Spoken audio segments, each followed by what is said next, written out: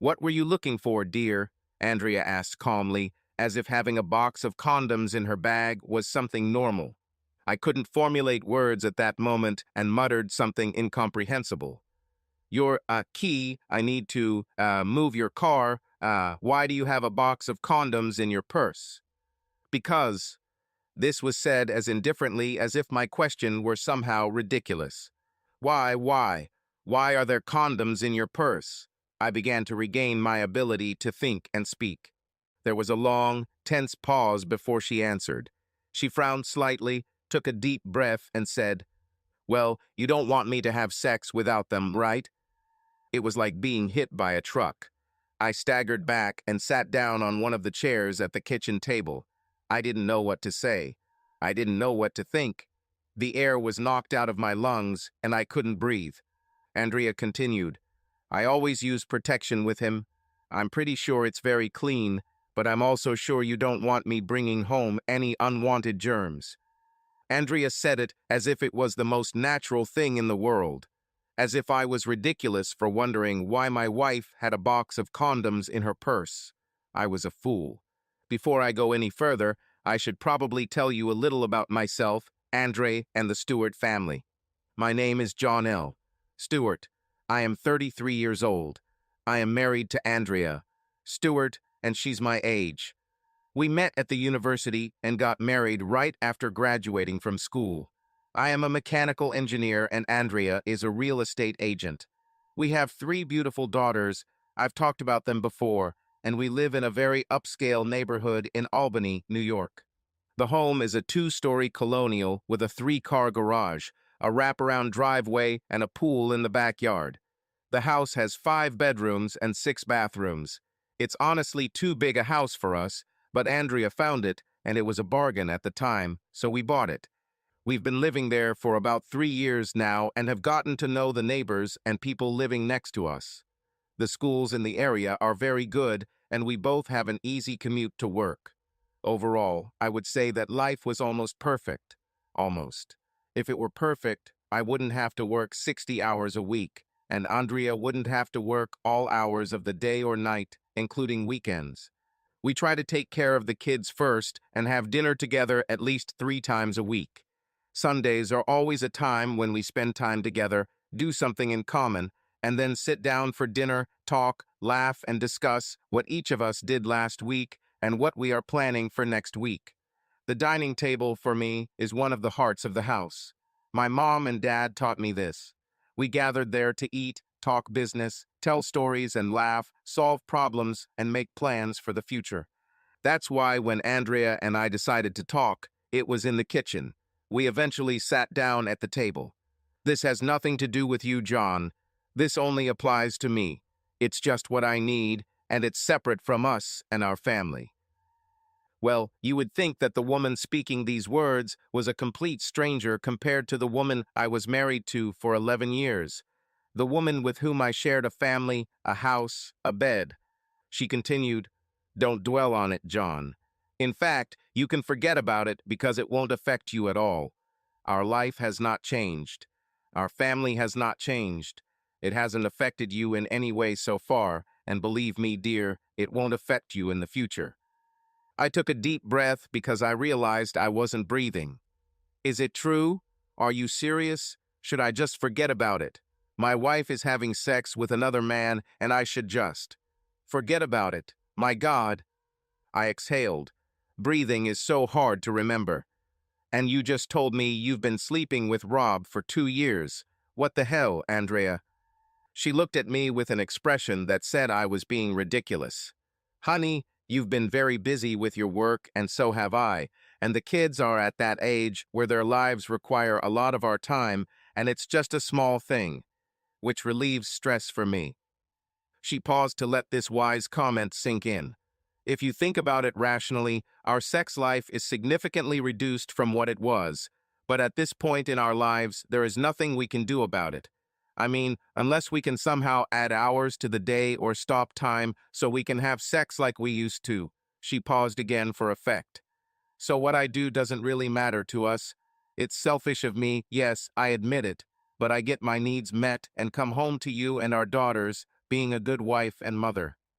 My mouth was open as I listened to this. Nonsense. Wait, are you equating cheating with being a better wife and mother? I tilted my head slightly to hear her better. I couldn't believe I was hearing this from the woman I'd been married to for 11 years. Suddenly, the room began to spin, like a fair that had gotten out of control.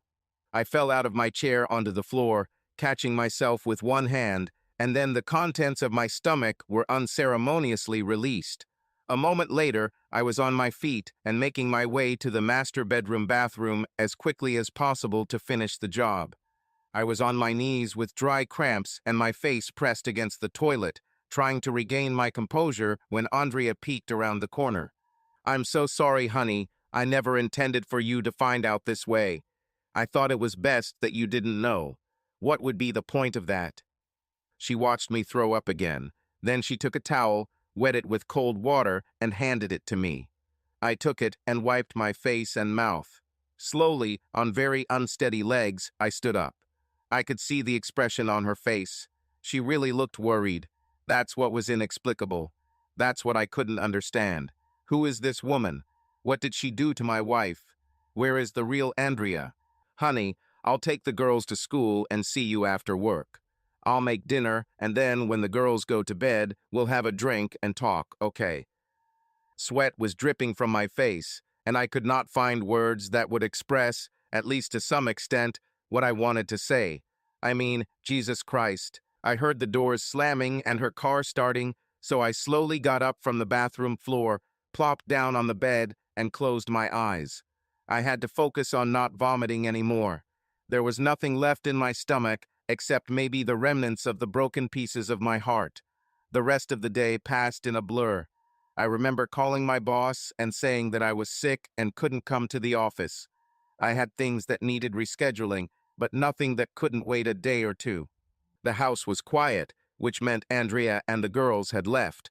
I looked at my watch and realized that it was already past 10. I undressed and stood under the hot shower for an eternity, maybe half an hour, but my ability to tell time was somehow impaired. I put on jeans and a shirt and went back to the kitchen. My early efforts were taken away. The window was open and the smell almost disappeared. I sat down at the table and stared at him, hoping that he would give me some great revelation about what the hell happened that morning. I began to formulate questions, so many things I needed to know. But what I really wanted was to turn back time, to make the day better without finding a box of condoms in my wife's purse. Maybe she was right. Maybe it was better that I didn't know. But now I know. And she told me. My head started to spin again, and I went to lie down. After trying to lie down and regain my ability to think, I stood up and returned to the kitchen. Crime scene, whatever it is. I took a large glass of ice water and went to get a notepad and pen. I took 3 extra-strength Tylenol and drank some water as I began taking notes. I'm an engineer and we take notes on everything, at least the important things. I had a hard time concentrating on the damn piece of paper. I started taking notes, but it was meaningless nonsense. I tore out the page, crumpled it, and threw it into the corner. I started many points, but always came back to the central question: what the hell happened to my marriage? I stood up, put my notebook away, and decided I needed to go outside and get some fresh air. Maybe it would give me some clarity and insight on what to do. I walked for almost 2 hours until I felt weak. I realized that the little I had tried to eat for breakfast had gone too fast, and I had only had a glass of water since then. I stopped at a diner and was able to eat a bacon, tomato, and lettuce sandwich with a Diet Coke. I felt a little better with the food in my belly, and on the way home I had some thoughts about what I wanted to talk to Andrea about. I wanted to know why she replaced me as her lover, and what are her plans for the future. If she was going to leave me, I was very sure it would be without my daughters. I was very determined that they would not be victims here, and that I would fight for them with all my might. Just because their mother can't stop herself from having sex with men doesn't mean my children or I will suffer unnecessarily. I love my wife, at least I did. Now I'm not so sure. Where did it all go wrong?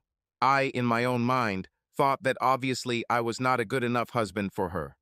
If there was, then why would she seek love and sex with other men? Is she going to leave me? Is she planning to take my children? Was the box of condoms in her purse an accidental oversight on her part to keep her secret, or was it an opportunity to come clean and make her moves? Damn, this is driving me crazy.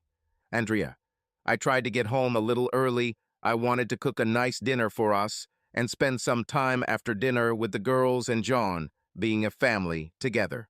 John wasn't home when the girls and I arrived, but his car was there. I thought he might have gone for a run to process what we had talked about earlier that morning. I tried to joke about it a little and make a joke out of it, but John wasn't amused, and his reaction when I thought about it was completely normal. I mean, how do you react when your wife says she's having sex with another man? I could have handled it better, but John's discovery of condoms threw me off balance, hence my feeble attempt to make a joke out of it. I needed to get the situation under control before things got out of hand and we got into trouble. When John returned home, he was very quiet. He looked at me like a hawk circling its prey. He said very little to me other than muffled grunts and the occasional aha or no. I put on one of my tightest pairs of jeans and a sleeveless blouse and wore my hair just the way John liked it. I even put on some perfume, which I know he really likes. I wanted to be attractive to him and let him know that what we were talking about was not threatening to him in any way.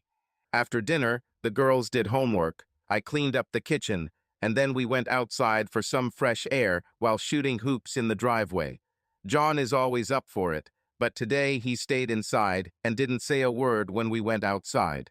I began to question my decision to indulge my fantasies outside of marriage. It was just once a week and during the day, and I always made sure we used condoms, and I was clean inside and out when I got home. I never let my Thursdays interfere with my family and John. There were many times when I canceled my Thursdays. Work, family, and personal reasons sometimes influenced what I did, but every time I made sure that my family came first. Thursday was to satisfy that itch that needed scratching. It was something that just happened. Rob and I met after I started working in a real estate agency.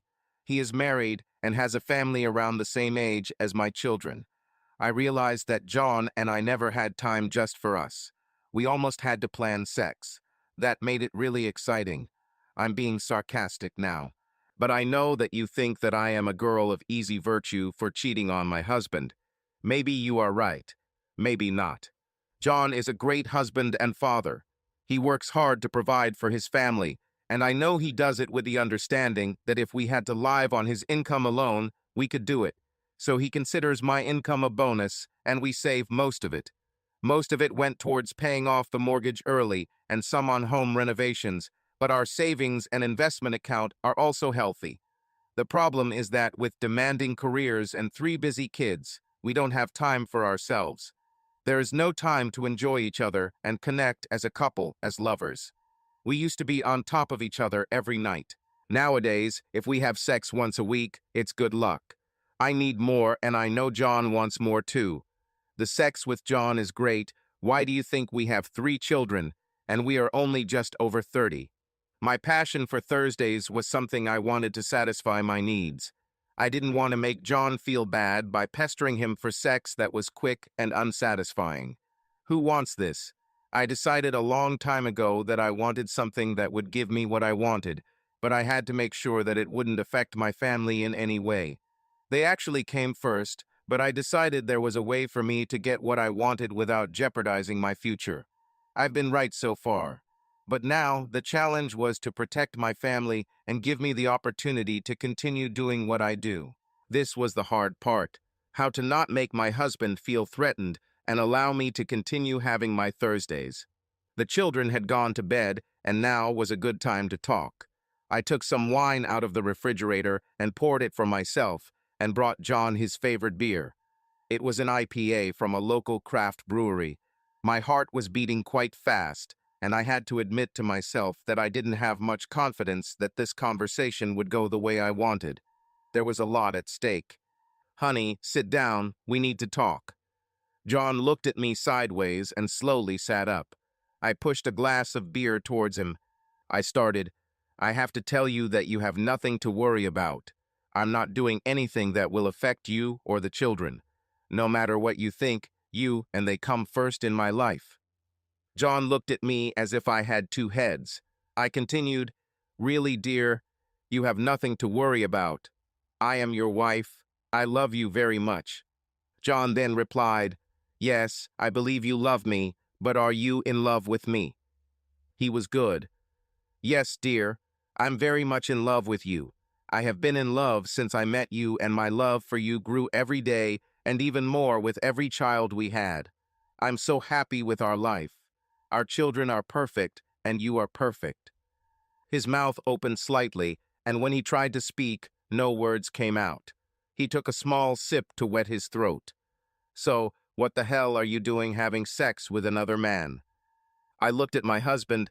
"Well, it's a little hard to explain, but I have to try. I owe you this." I took a small sip and started. "It started out as a fantasy. We all have them. I know you do. We even talked about some of them when we had sex. And then it got bigger. This has become more so as we have become busy with our lives. Your work, my work, girls' life. We spent less and less time with each other. I wanted you so much it hurt. But I knew that this wouldn't happen. I had an itch that needed scratching, and you weren't always there to do it. You were busy with work, doing things with the girls. I was busy with work. My schedule is crazy. How many evenings and weekends did I have to work? And you had to work, and it was impossible for us to be together." I paused. I needed a small sip. So I came to the conclusion that I needed this.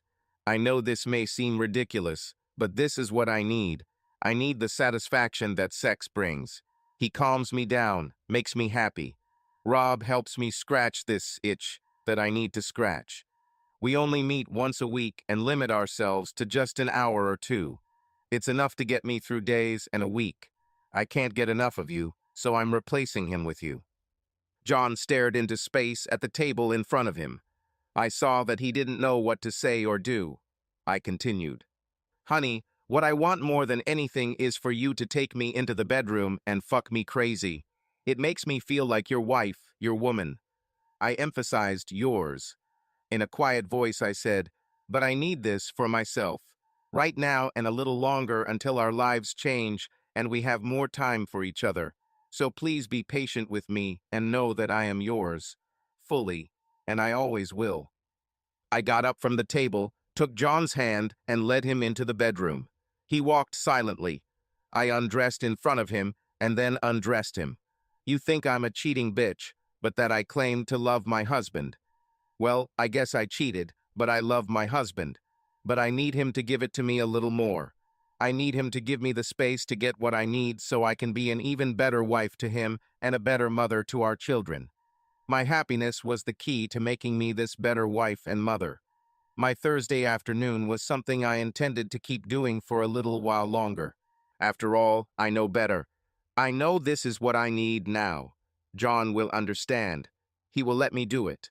He loves me enough to understand and allow me to do this. John. Crap. The conversation didn't go well. This whole damn mess started when I found an unopened box of condoms in my wife's purse. I was looking for her spare car key so I could move her car. Her purse was filled with all the crap that women carry in their bags. Finding a box of condoms there. Well, a million thoughts flashed through my head at once. While I was looking at the box of condoms, Andrea appeared in the kitchen, and she simply took the box from my hand and put it back in her purse. "Roy, I need your help." I continued to explain my situation in excruciating detail. Roy nodded his head, made noises at frequent intervals, and jotted down notes on his yellow legal pad. And when I finished, he said, "Well, John, what can I say? This is a rather unusual story. I mean, I'm a divorce lawyer, and I hear a lot of tragic stories, but this is definitely a new turn of events." For $300 an hour, that's all he has? I got to the point. "Jesus, Roy, what the hell can I do about this?" He replied, "What do you want to do with it?" And here it is. What the hell am I doing with my wife and her lover? Then he looked really serious for a moment before he continued, "Now, First of all, as your lawyer, my first advice is don't do something stupid. Don't get into fights or threaten anyone with physical harm. The New York court will look down on it, and you'll only end up in a jail cell. And we don't need that, right? No, of course we don't need that. Being in a prison cell won't solve any of my problems. I know that violence is not the solution to this. Violence may be the answer to some problems, but what did I really want? I mean, I have to do something about this. I can't just let this continue.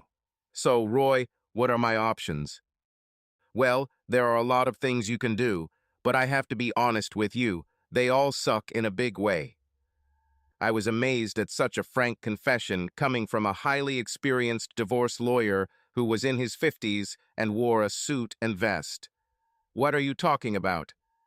Roy looked even more serious, if that was possible for a man who lived and breathed dirty divorce cases. He was supposedly the best in the field and wasn't cheap, but Roy was a realist. Considering I'm only 34 years old, have 3 daughters, and a career that's going well and has great prospects, now is not the time to screw things up. So Roy laid out my options. His short course on divorce was deeply depressing.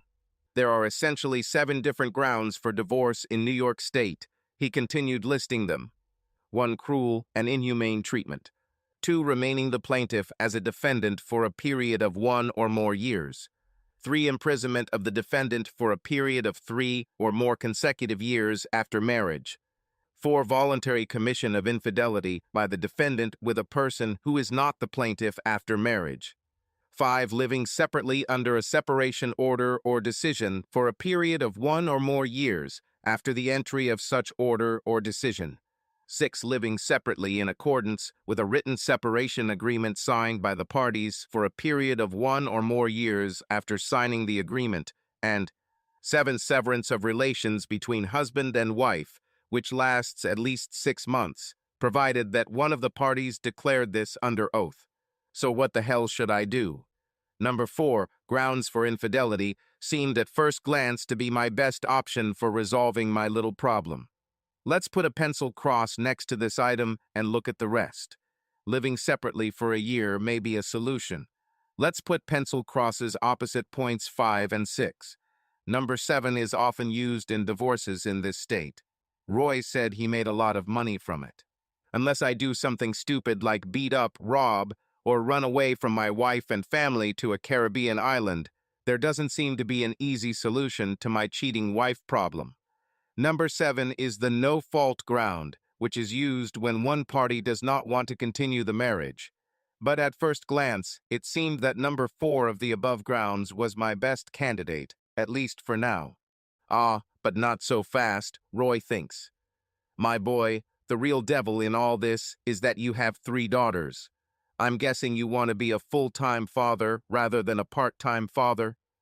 I looked at Roy with a puzzled expression that said, "What do you really mean?" Well, of course, I want to be a full-fledged father. This is my main reason why I came to you. Roy nodded sagely again and let out an uh-huh. My point is, John, that in a divorce now, all you'll really achieve is turning yourself into a part-time dad, living alone most of the time and without the financial resources you currently have, unless you start earning a lot more money than we have now. I sat there, stunned, as if I had been hit in the head by Mike Tyson. One of those sneaky blows that leaves you mindless and spinning, ready to fall. Unable to determine where is up, where is down, where is left or right. It's good that I was already sitting. After I took a sip of water and regained the ability to string more than 2 syllables together, I looked at my wise lawyer and asked, "Jesus, Roy, what the hell are you telling me?" My eyes were bulging, and I could feel the veins in my neck bulging. My blood pressure was approaching stroke levels. In his calm and very controlled voice, looking at me over his glasses, he summarized, "Well, John, I don't want to be too harsh, but I would be dishonest with you if I didn't tell you the truth." He paused and swallowed before continuing. "You're completely screwed, my boy." My mouth was open, and my jaw muscles suddenly couldn't function enough to close my mouth. As the words penetrated to the very core of my soul, I understood how those sentenced to death feel in the last hours before meeting the executioner. It was a grim realization that came over me. To think that a cheating wife would trick me. Well, the room seemed to be spinning on some unknown axis, and everything was blurry for several minutes. Time froze, or sped up, or stood still. I had no idea what it did. The next thing I knew, Roy was standing on one side of me and his secretary, Shirley, was standing on the other. She held a bottle of water, offering it to me. Water for a drowning person. Maybe I was in the desert, maybe on Mars. Maybe I'd see one of those expensive Mars rovers and catch a ride back to sanity. Maybe I would just drown. Maybe. Who the hell knows? I breathed into the paper bag, trying to regain my ability to breathe normally. I think I was out of breath, hyperventilating. I took the water bottle and drank it all in one big gulp, and returned the empty bottle to Shirley. When I had regained the ability to breathe somewhat normally again, along with the ability to think logically, I looked at Roy and reviewed the 7 reasons for divorce in New York. So why shouldn't I seriously consider number 4 on your sweet list, Roy? I mean, my wife has been enjoying another man for a while now. She even confessed to me in our kitchen, for God's sake. Why don't I speed up this show because of her cheating? It's all really her fault, not mine. Roy nodded wisely, his face expressing several things at once without the need to speak. But then he spoke. I wouldn't want Roy representing me in criminal court. I mean, how can you defend yourself if your lawyer shrugs and winces in front of the jury, expecting them to understand what it means? No, Roy was good at divorce cases, so I stuck to that with him as my representative. John, I don't want to seem too rude, but I have to be honest with you. In your situation, you will lose and lose much more than you will ever gain. You can deal with your wife's infidelity, but you will lose your children, your home, your financial future, and, most importantly, your happiness. The old bastard waited a little longer before continuing his lecture on loss. I know that this must seem extremely unfair to you, and frankly, it's very unfair. But the law guides divorces, and if your wife does not physically harm you or the children, the court will be inclined to give custody to the mother. He continued, I know what you're thinking. Treason must be taken into account by the court, but as a rule, it is not taken into account. Roy looked upset by this fact. It's as if he's personally offended by the state of divorce law in New York State. I'm sure many of his clients would like to see infidelity factored into child custody and home custody decisions. But that's not true. I decided to breathe again. Damn it. Having said this, I glanced around the room before settling on my lawyer. I was lost. So, let me think about this, Roy. Andrea continues to have sex with other men as she pleases, and there is really nothing I can do about it. That and the fact that if I divorce her, she'll be laughing on the way home, taking my kids and my house, and I'll probably have to pay to support her lifestyle. I wasn't sure if I was asking a question or summing it up so it was easy to understand. I knew in my little lizard brain that I was screwed, that I wasted 11 years of my life on a woman who probably laughs at me every day, at least every time she has sex with her lover, Rob. What if I just throw her out? I'm sure that if I admitted to having sex with other women, she would be furious and try to throw me out of the house. Why don't I try to do the same with her? Will the court not be lenient towards me in this case? Roy nodded wisely and replied, Well, John, you can certainly try it. I know this has been tried before, and overall, I have to say it has had a very low success rate. You see, your wife, Andrea, will tell the court that your forced eviction of her from the house denies her the right to be with the children. She will try to prove that her parental rights were unfairly violated without good cause, and thus she and her lawyer will ask the court to restore her custody of the children. Courts in New York State are firmly on the side of mothers. Of course, mothers are held to certain standards, and unless you have very convincing evidence that Andrea is unfit to be a mother, then I must tell you now that any attempt to deny her access to the home and children will most likely fail. Roy let those words sink in my head for a few minutes before continuing. I sat motionless. My brain was in a state of complete numbness. What the hell am I going to do? If I leave, I will lose my children, my home, and most of my income and future. Also that Andrea can freely have sex with any men in my house, even when my kids are home. Crap. The other problem is that I can't really get Andrea to leave the house. All she has to do is contact a lawyer to quickly get an order from a judge allowing her to return to the house. All of this will only make me the bad guy in the eyes of the court. Any judge, especially a female judge who is also a mother, will likely have a very negative view of my attempts to deny Andrea access to the children. No, that won't work at all. So what the hell should I do? I looked up and saw Roy's mouth moving, but I had no idea what he was saying. Finally, I heard, "John, John, John, do you understand what I'm telling you?" I shook my head. "Sorry, Roy, but I didn't hear what you just said." He looked at me with his stern but fatherly gaze, and, I believe, repeated, "My advice, John, is to go home and forget what your wife told you about her extramarital affair. If you can't just get it out of your head, then I suggest you see a marriage counselor and work out an agreement that best suits your needs. If a marriage counselor can't solve the problem, then perhaps I can help draw up a prenuptial agreement that you and Andrea can agree on that will allow you both to stay in the house and, most importantly, with your children." So here it is. Nothing to do. And if I can't handle doing nothing, then work out a written agreement that will allow my wife to continue having sex with other men. Because if I can't do one of these two things, then the alternative will not be in my favor, and especially not in my children's favor. Jesus. I returned to my office, closed the door, and sat alone, drowning in my sorrows with an ice-cold bottle of water. I pondered Roy's wise words and tried to imagine how I would live with this new situation. I continued to take huge breaths, holding my breath for a few seconds before exhaling. Andrea and I had to talk again. Not sure when we'll do it, but we have to. Perhaps more than once. First week. Life in our house was almost as normal as ever. The three girls were busy with school, sports, and other activities. I didn't have time to dwell on how my relationship with my mother had changed in the past week.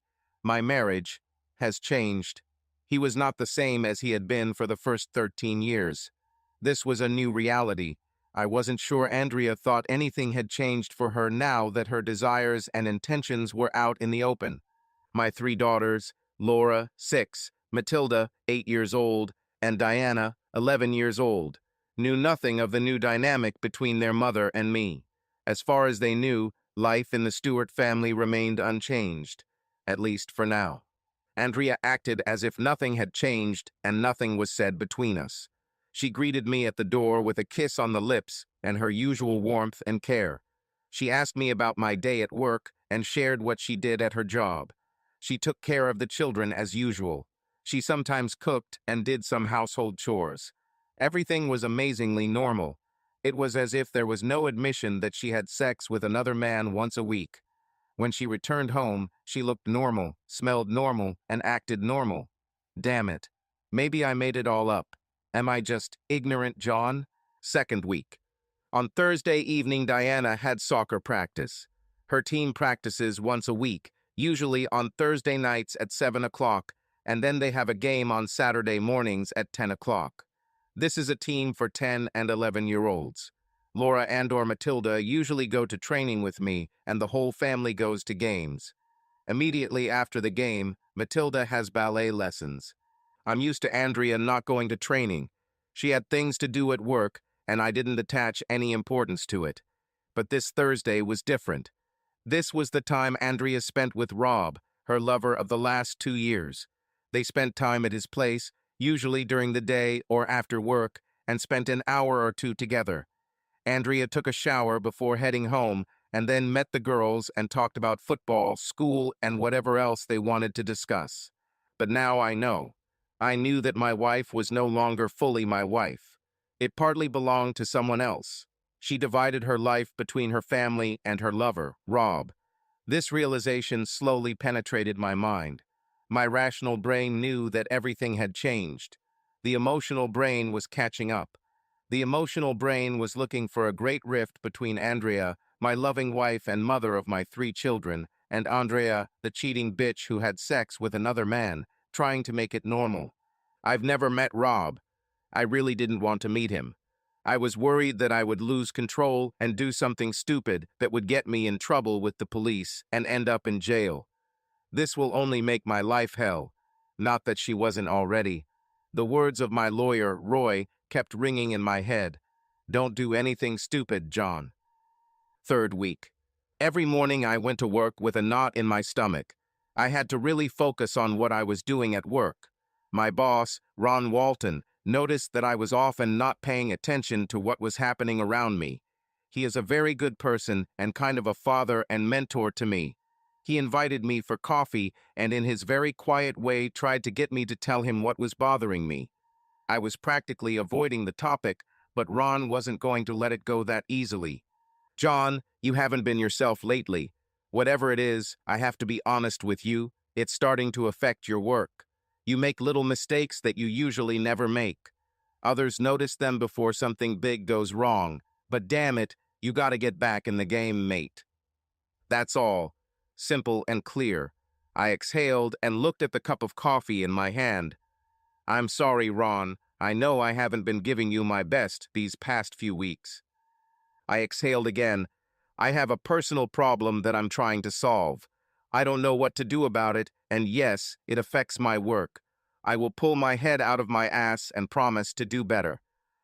He looked at me with an expression. John, whatever it is, I will do whatever I can to help. All you have to do is ask, okay? If you need some free time to work on it, just say so and it's yours. You're a good guy and I want you to be part of the team, so if you need anything from me, just say it. He stood up to leave and put his hand on my shoulder. I'm serious, whatever you need. He left me to think for a while. I knew that Andrea and her revelations about her extramarital affair with her lover were affecting me to the point where I was having difficulty sleeping, concentrating on work, and simply functioning. I may not be able to make her stop the affair, but I needed to do something for myself. I needed to keep my sanity and focus on what was important. I kept thinking about my 3 daughters. I went back to see Roy. I asked him to start with that postnuptial agreement he had talked about with his marriage counselor. What did I have to lose? Fourth week. Today is Tuesday, and I got home around 6 in the evening. Andrea was home, and I decided today would be a good time to talk to her. The children were doing homework at the dining table, and Andrea was in the kitchen preparing dinner. She's a good cook and tries to make sure we all eat right. Today we have meatloaf, mashed potatoes, and green peas. This is one of the children's favorite dishes. After dinner and cleaning up the dirty dishes, I sent the girls to the yard to play football. We didn't have any training or activities today, and Andrea didn't say she had to go back to work. I went out into the yard and played with the children. The gloomy feeling that had enveloped my mind gradually passed as I decided to take control of the situation and do something that would at least make it easier for me to accept Andrea's dry statement about a month ago that she needed a lover for a side and that she will continue to put family first in her life. Her dedication to me and the children was truly admirable. Yes. After the kids went to bed, I pulled out a bottle of Andrea's favorite white wine from the refrigerator and grabbed an IPA for myself. I poured some wine and beer and placed them on the dining table. Andrea did the same thing a few weeks ago when we discussed our problem. I walked into our home office, where she was working on her laptop, and stood in the doorway. Andrea, please come to the dining room. We need to discuss something. Her head turned sharply towards me, and I walked away. A moment later, she came out and sat down at the table. She looked a little pale, so I passed her a glass of wine. You'll need this. Andrea took the glass and took a small sip. What do you want to talk about, dear? I took a small sip of beer and began. A few weeks ago, you surprised me by admitting that you had another man. Since then, you have said that you intend to continue this. I have to be honest with you and say that I still haven't. I can handle the thought of sharing you with another man. You don't share me with anyone, John. I'm your wife and you're my husband. That's all. What I do once a week with Rob has nothing to do with our marriage. It's purely for fun. No different than if you were playing squash with someone other than me. She took another sip. I understand that you see it that way, but I don't see it the same way.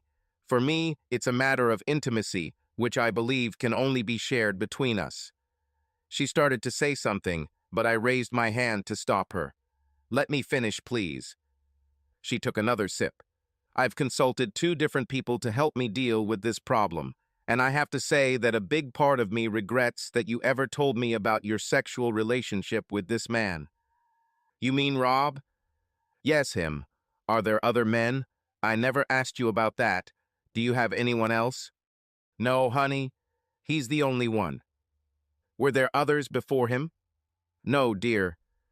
I looked at the large gray envelope on the table containing the document Roy had prepared. I took a long sip and exhaled, thinking about testing my children's DNA to see if I was really their father. Who knows, maybe she's lying to me. What's in the envelope, dear? I was with my lawyer, Roy, you know him. Andrea's face immediately became very serious, and she turned even more pale. I saw him and a marriage counselor. Both recommended that we create some kind of written agreement that would give both of us some boundaries for our marriage. The marriage counselor told me that more and more couples are using such agreements to openly discuss many things that remain unexpressed. When I started reading about it, I was amazed at how specific such agreements can be about a lot of things that we don't talk about at all. I took another sip of beer. I wasn't sure we needed this relationship agreement, and I wasn't at all sure Andrea would agree to it. But to be honest, I didn't know what else to do other than turn a blind eye to everything she did. But could I do it? Could I just ignore her relationship with another man? I knew it would eventually eat away at me to the point where I would lose control and do something stupid like try to kick her out or hurt her and him in some way. I allowed Roy and the marriage counselor to convince me that using this relationship agreement as a tool to make Andrea understand the impact her behavior was having on our marriage would force her to reconsider her desires. Will she decide to end her affair, or will she decide to leave me and the kids? The third option for her is to accept this agreement and continue everything as it is. If she chooses the third option, there will be big consequences for her later. This relationship agreement, unfortunately, provides for the presence of a third party in the relationship. For Andrea, this is an opportunity to see her lover Rob regularly, but she has to be honest with me and tell me what she's doing.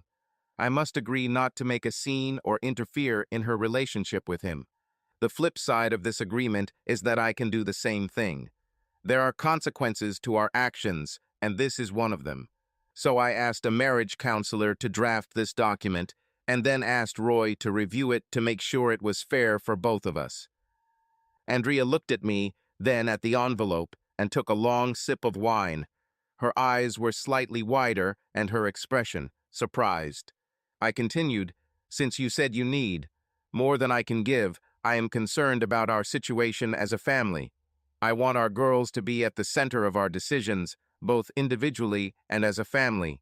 They deserve it, and they are my first priority, despite everything that happens between us. Andrea took another sip. John, you're scaring me a little. Are you saying you want a divorce? Oh no, on the contrary, honey. I want us to stay together. I don't want to lose you. I love you very much, and I want to continue to love you. I just want to make sure the girls are protected no matter what we do. I paused, not out of dramatic necessity, but to take a sip. I needed this to continue. I know that some things have changed for you, but if you agree, I want this agreement to give us both some rules, boundaries, so that the girls see that they have a mother and father, and that they grow up in a stable family. Andrea's face brightened noticeably. I was a little worried that you wanted to get a divorce. You know I love you. You know the girls, and you are always first on my mind. I wondered how she could put family first on a Thursday when her lover Rob was having sex with her. This doesn't make sense at all. I looked her straight in the eyes. Thank you. After a short pause, I continued, pointing to the envelope. So, this is the draft relationship agreement. I want you to look at it and tell me if this is fair. Everything here can be changed. We just have to agree on what it will be. Andrea frowned slightly. Do you really think we need a written agreement to govern our marriage? We've managed it just fine for the last 11 years and have 3 kids without one. I looked straight at my wife. Ever since you confessed to me a month ago about Rob and your intention to continue dating him, I thought it best to set some rules. I mean, if you want to continue dating him or anyone else, and if you want me to agree with this, then we need to make sure that our marriage takes into account the things that provide us stability. I can't just sit here and say nothing without letting you know that I'm worried about us, for our future as a couple and as a family. I just can't do anything to protect what we have. Andrea, my God, I had no idea that John would be so worried about what I was doing to Rob. It has nothing to do with him.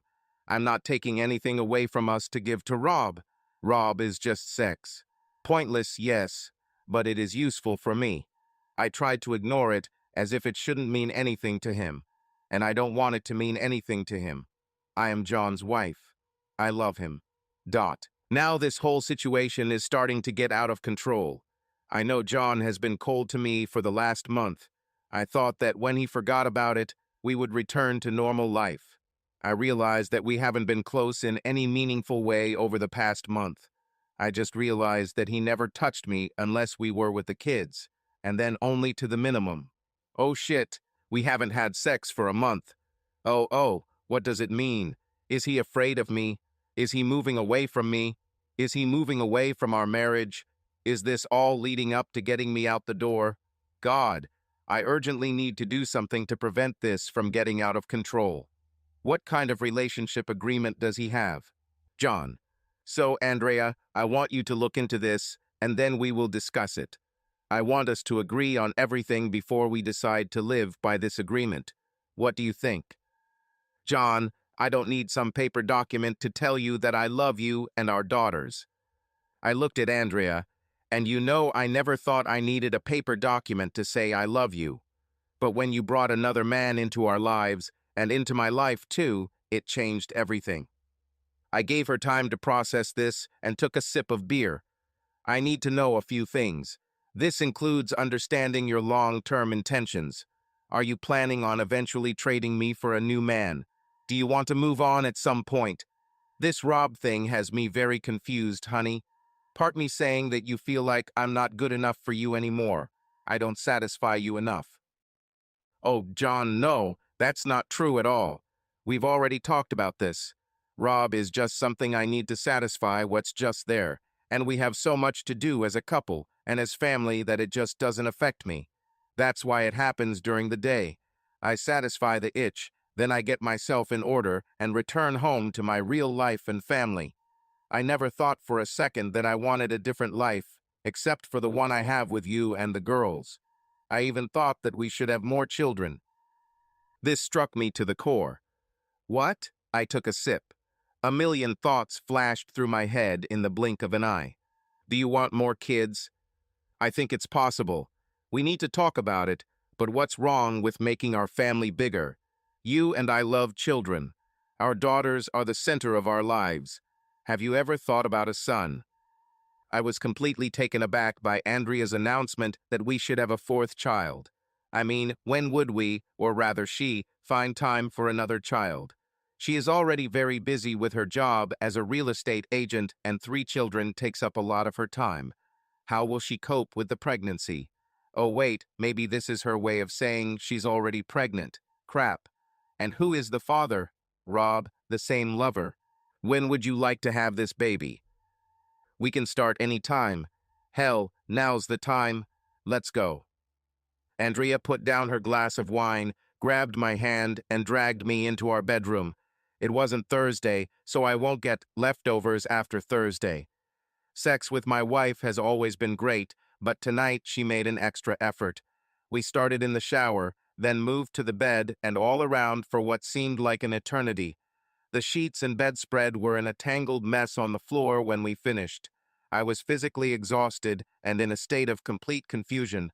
The next day, at breakfast, I told Andrea to take the envelope with the relationship agreement with her and look at it. I still wanted to sort out a few things before she continued her Thursday routine. I wanted her to understand that there could be consequences, that we can't just pretend that we have an open marriage and everything will be fine. No. This document is the relationship agreement between Andrea Stewart and John Stewart. It comes into force on the date of their mutual signatures and governs their marriage and the relationship between them, and most importantly, those rules that they agree to observe for the good of the marriage, given that they have 3 children and that they both recognize and agree that the well-being children trump all other considerations in their marriage. Both Andrea and John agree that breaking this agreement will not necessarily result in the end of their marriage and relationship, but will signal the need to reconsider this agreement and take action to correct their individual behavior, or they will both agree to change this agreement. The points in this agreement are not necessarily in order of importance and do not include every aspect of a relationship or marriage, but are listed to bring attention to them and give them meaning. We agree never to threaten the relationship casually, during arguments, or in front of our children, families, or others. Serious disagreements will be discussed privately between us. We agree to take responsibility for our own emotional reactions, our fears and anxieties, and for ourselves in general. We agree to consciously make time for ourselves as individuals. We agree to have a weekly evening together, without distractions, without cell phones. We agree to strive for personal growth by remaining patient with ourselves and each other, and not expecting growth to happen in any specific time frame. This recognizes the need to consider each other's career aspirations and needs. We agree to invest a lot of effort in self-care so that we can bring the best of ourselves into our relationships. This recognizes that each of us has a responsibility to be as healthy and fit as possible, and that the effects of physiological problems should not affect the other.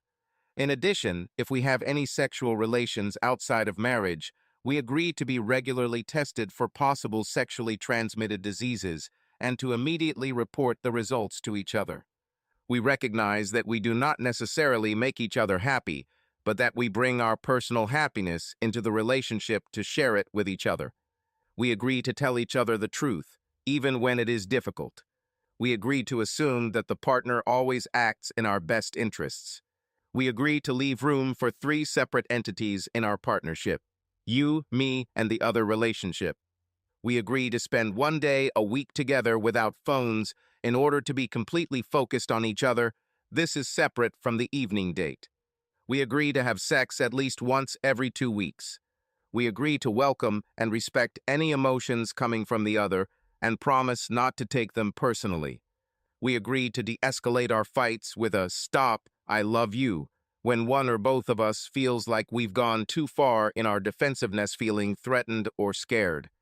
We agree to value and respect each other's every emotional revelation and accept any tears that need to be shed in the safe space of our relationship. We agree not to exceed the value of birthday/anniversary/holiday gifts of $200. We agree to do our best to honor all intentions stated in this agreement and to be patient and loving with ourselves and each other when we inevitably make temporary mistakes. This agreement expresses our intentions and commitments to each other. It is not intended to be all-inclusive and is subject to change and addition by mutual consent of Andrea and John. This agreement is not intended to limit our obligations to each other. Our signatures below signify our intentions and commitments. John Stewart, Andrea Stewart. 6th week. Andrea, this relationship agreement was a stupid idea. I don't understand why John listened to the lawyer and that marriage counselor. None of them knew me at all. I met old Roy once and never met the consultant. It was a woman, and by all accounts she believed that I could be kept with the help of this document that she had helped draw up. I don't need any agreement to run my marriage to John. John is mine, and I am his. Simple and clear. We have children, and we are a family. Simple and clear. We stay together. Simple and clear. I'll sit down with John this weekend, and we'll talk about it. I'm not going to live by some ridiculous written agreement that dictates what I can and can't do. Week 10. John. Work and life are slowly killing me. I have very little time for myself. I need to go for a run and blow off some steam.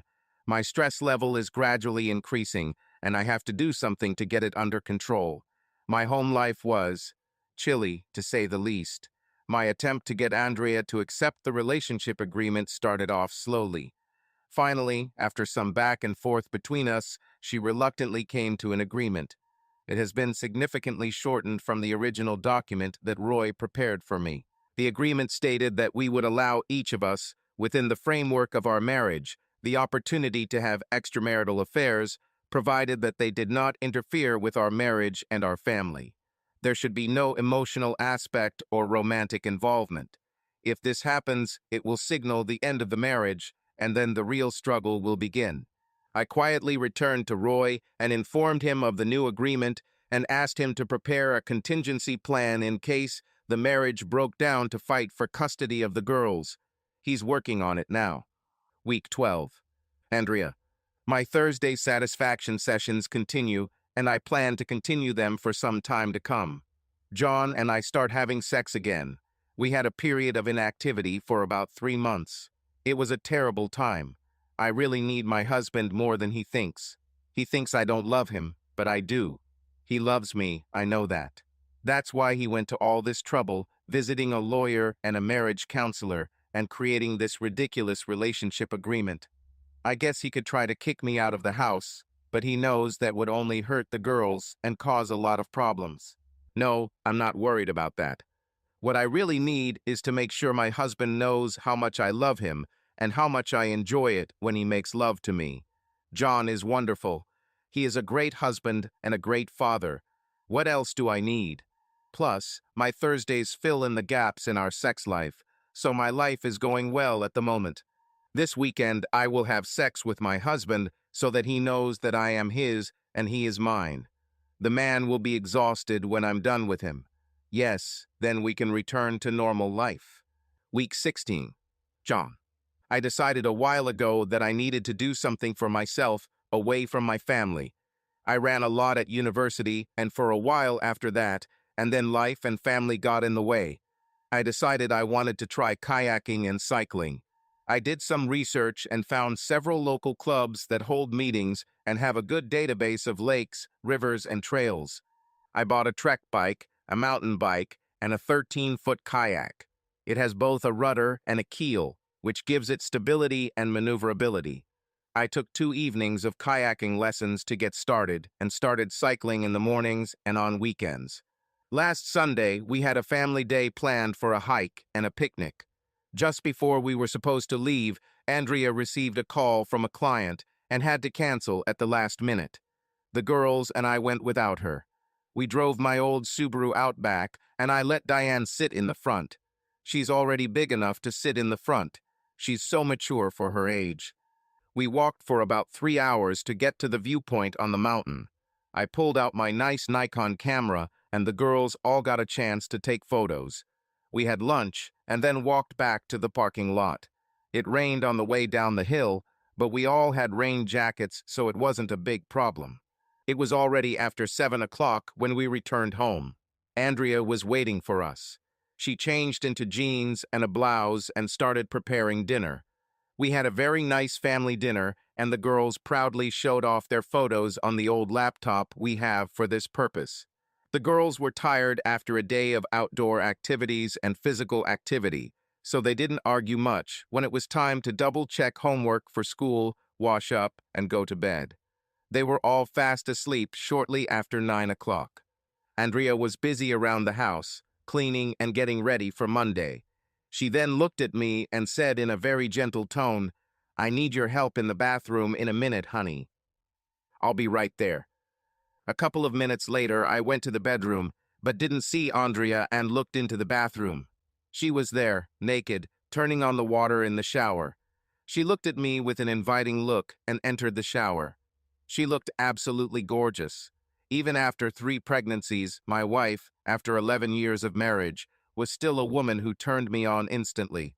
The sight of Andrea naked made me freeze. My face turned slightly red as I thought about another man touching my wife, enjoying her body, and the hardest thing is that she likes it. In an instant, I realized that I was in a very important competition. A competition to get my wife back from that other man and make her mine only. If she wants sex, well, screw it, she'll get sex. And I will work like a demon to make her understand that I play to win. I needed sex too. I became more and more frustrated, and even my increased training couldn't reduce what I wanted. In fact, getting fitter only made it worse. I needed to have sex. I intended to have sex with my wife. Without saying a word, I stepped into the shower. I looked at Andrea like it was dinner that I had been waiting for all day. The rest of the night was a blur for me. All I remembered the next morning was incredible satisfaction. I had sex with my wife for what seemed like forever. Monday is always a busy day at my job, and this was no exception. I started the day with a lot of things to do and focused on moving my many projects forward. After all, that's how we make money in this business. A couple of times I thought about calling or texting Andrea, but didn't. I got busy with other things, and time passed as usual. Week 17. Andrea. Last week was the hottest sex I've ever had with John. My God, he was more persistent and demanding than I had ever seen. He is usually very loving and makes sure that sex is an act of love. I feel taken care of with him. I am the center of his universe. When we make love, it's slow and gentle. We take our time with each other, and in the end well, I know he loves me, and he knows I love him. He is my world. Him and our 3 daughters. Last Thursday, I compared John to Rob. Rob is a little taller, but he's no better sex-wise than John. I don't have sex with Rob out of love. I have sex with Rob because he is a bit dominant, and I like to be dominated to a certain extent. I like Rob's persistence. He wants control. I pretend to give it to him. In fact, I control Rob, and that's what feeds my consciousness. I can manipulate Rob so easily to get what I want. My husband is a completely different matter. He and I are a team. I'm not taking control away from him, but sharing it. We both have things we're good at, and we share family responsibilities so that everything gets done with minimal fuss. Mostly, we're not perfect, not by a long shot, but we do all the important things we need to do first, and then plan for the fun times. Sometimes the ordinary facts of life get in the way, and we don't have as much fun as we would like. This includes sex with John. At the end of the day, we are both usually exhausted, and so we end up in bed with him behind me and his arm wrapped around me. It's really comforting for me to have my husband behind me and know that this man is mine. Chance encounters with Rob satisfy the itch John can't scratch. And by the evening on weekdays, who has the energy? Damn it. So I need Rob. To satisfy my selfish needs. It makes me a happy and better wife and mother. On Thursday, I return home happy and with a smile on my face, greeting my husband and children. Thursdays give me energy for the whole week. Then I come back to the reality of life, family, work, and other things that need to be done. I'm looking forward to the weekend when John and I can make love. I want him inside me so bad that it's all I think about all day on Saturday. The girls are our priority most weekends, but after they go to bed, it's time for John and me. Week 22. John. My cycling group is planning a weekend trip. It starts at a location about an hour's drive from the city and follows a series of trails and roads through the countryside. I am planning to go and have already registered. We'll have dinner on Saturday night and a big event afterwards. Most people will probably have a couple of beers. I've been trying to avoid alcohol for the past few months, both to reduce excess calories and to keep your emotions under control. When you're angry or upset, alcohol is not your friend. Therefore, it is better to stay away from him and maintain your sanity. Overall, my fitness level has increased significantly. I continue to run almost every day, and adding cycling training has greatly strengthened my legs. I noticed that my pants were getting tighter, so I bought a new pair of pants made for a more athletic body type. There are about 100 people registered for this event, so it should be a great time. Andrea. John spends more and more time outside, mountain biking and kayaking. He gets up at 5 a.m. and runs for more than an hour, then showers and gets ready for work. His breakfast consists of fruit and yogurt and a cup of coffee. I walk the kids to the school bus stop and then go to work. John is usually at home when the children return, or they go to the neighbors. We have an agreement with them that the girls can go there for an hour or so until John or I get home. This weekend, John is going on a group trip somewhere out of town. He told me he was leaving on Friday and would be back around 7 o'clock on Sunday. The new bike was delivered here on Wednesday.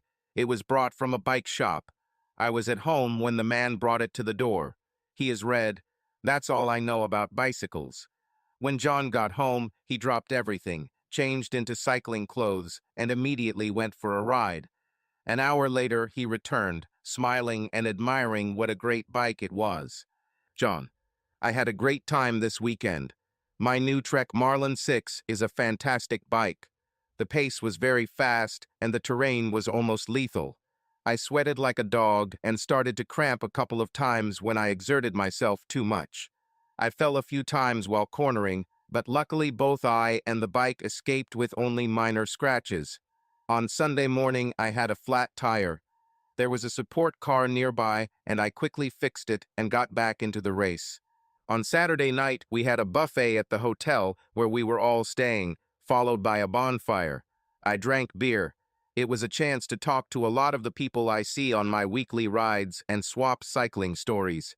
I met Jane and her sister Judy, or Judy and her sister Jane. Either way, they are both in their early 30s and great cyclists. Judy lives with her boyfriend, who works for a company that makes skateboards and sells them to dealers.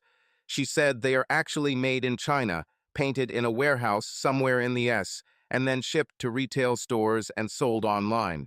Jane mentioned that her boyfriend is a bit of a weirdo. Judy frowned at her sister. Judy is an elementary school teacher. Jane is an aspiring lawyer working at a firm in the city. She is single again since her marriage broke up 2 years ago. The guy one day decided that he wanted something other than Jane.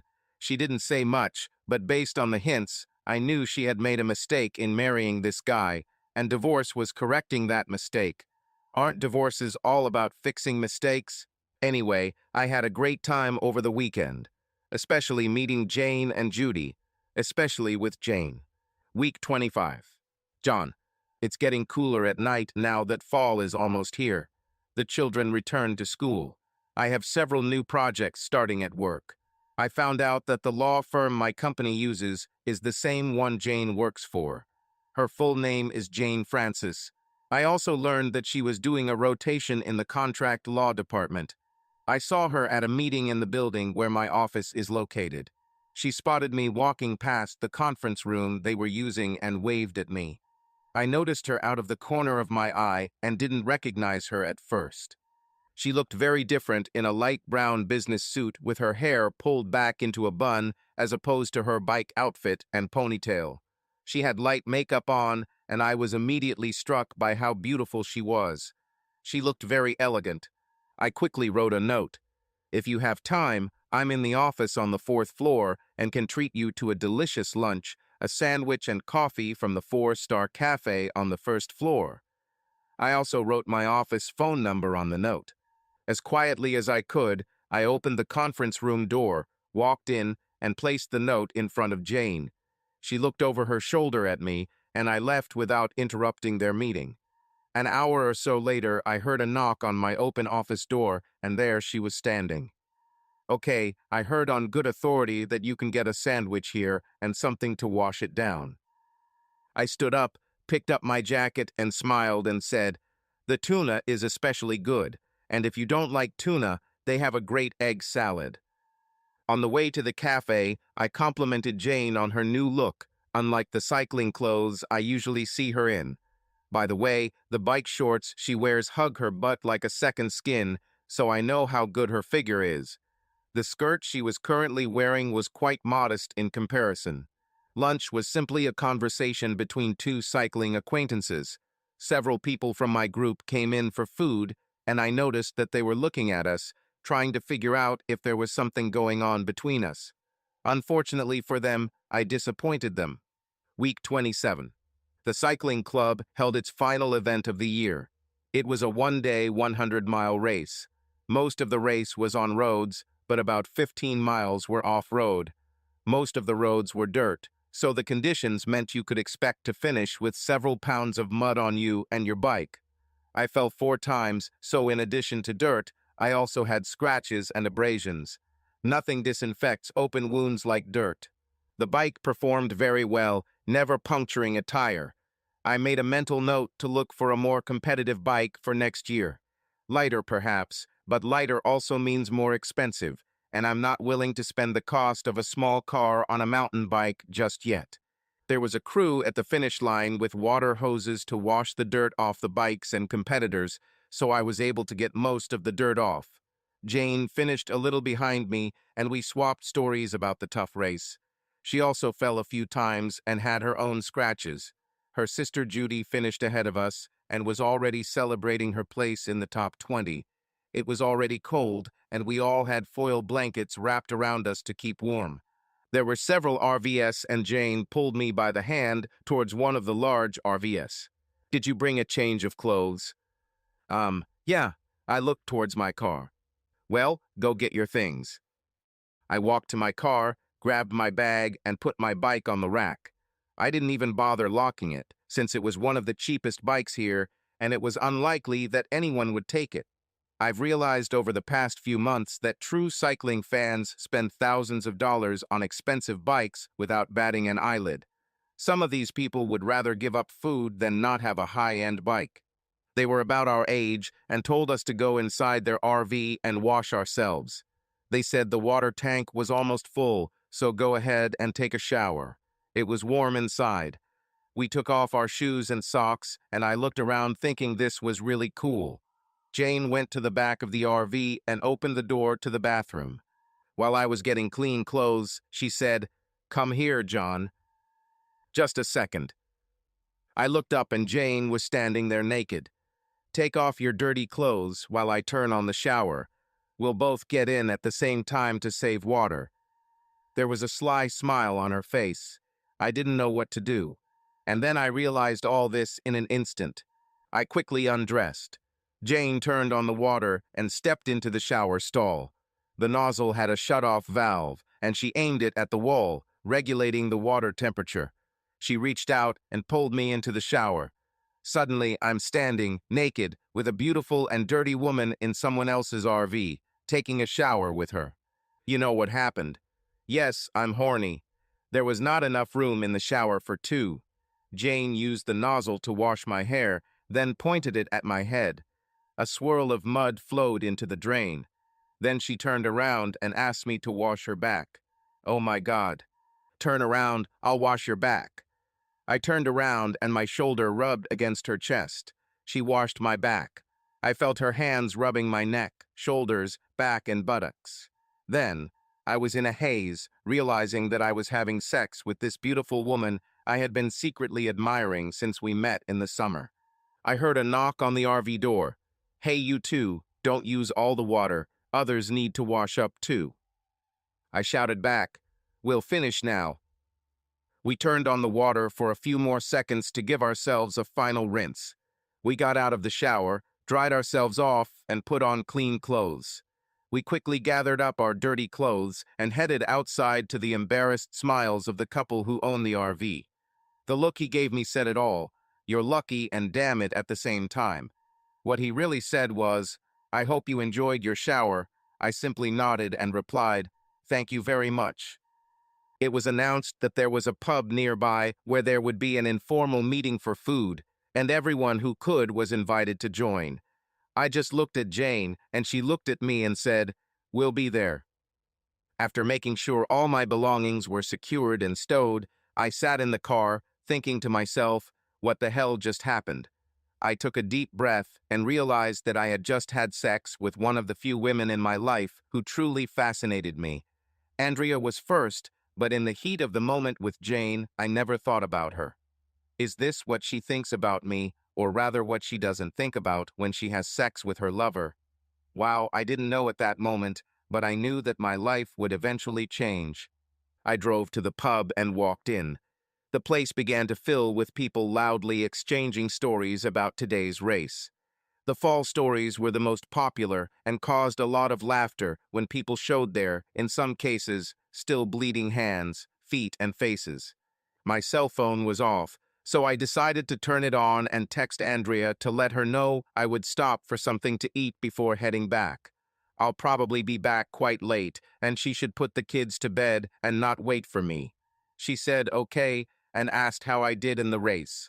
I told her I was done and sent her a photo of the scratch on my leg. She sent back a sad face emoji and said, "Drive carefully."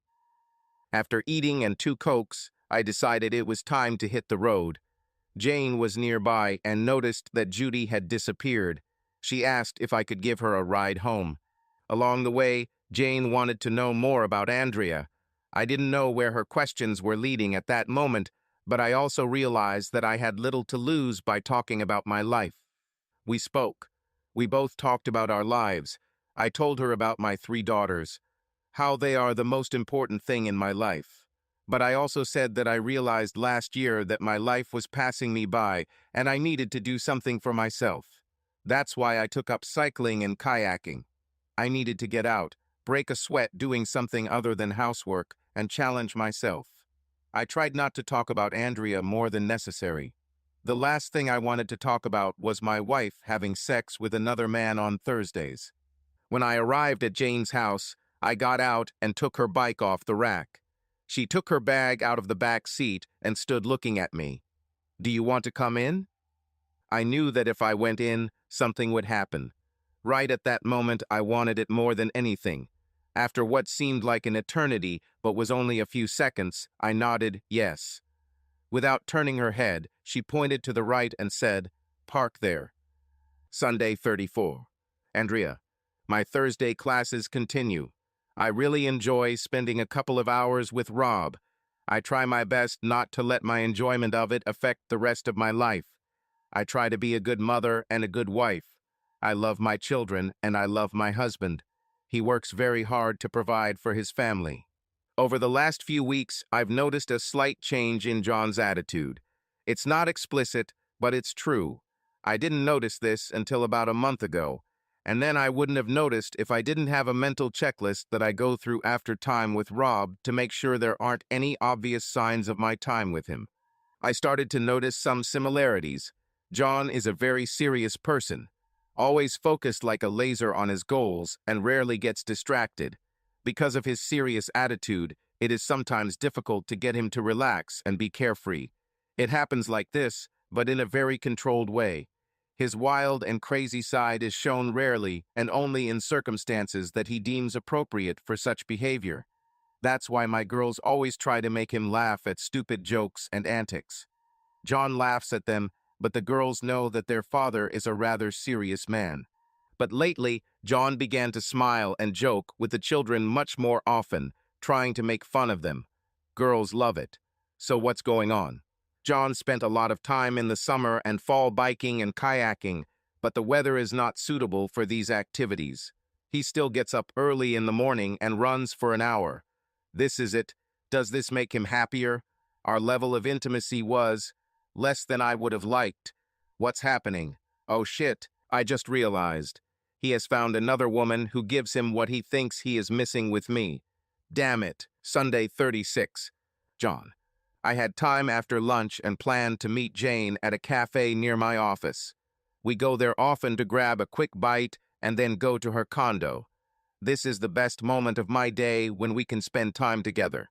I hate to say it, but I understand why Andrea enjoys her weekly meetings with her boyfriend. No wonder she comes home happy. I know that I too come home happy. So we're even. We both get what we want. I wonder how long this will last. What I mean is that at some point Jane will get tired of having recreational sex with me and want to move on to a man who can propose to her. And I can't blame her. Look at her. She is gorgeous, very fit, and a real lady. This woman has it all. Sunday 40. Andrea, there is not much time left before Thanksgiving, and we are going to my family, my parents. They live about an hour's drive from here, and we see them often. Thanksgiving and Christmas are 2 times of the year when girls enjoy the company of their grandparents. They are spoiled with all the treats and sweets they can handle.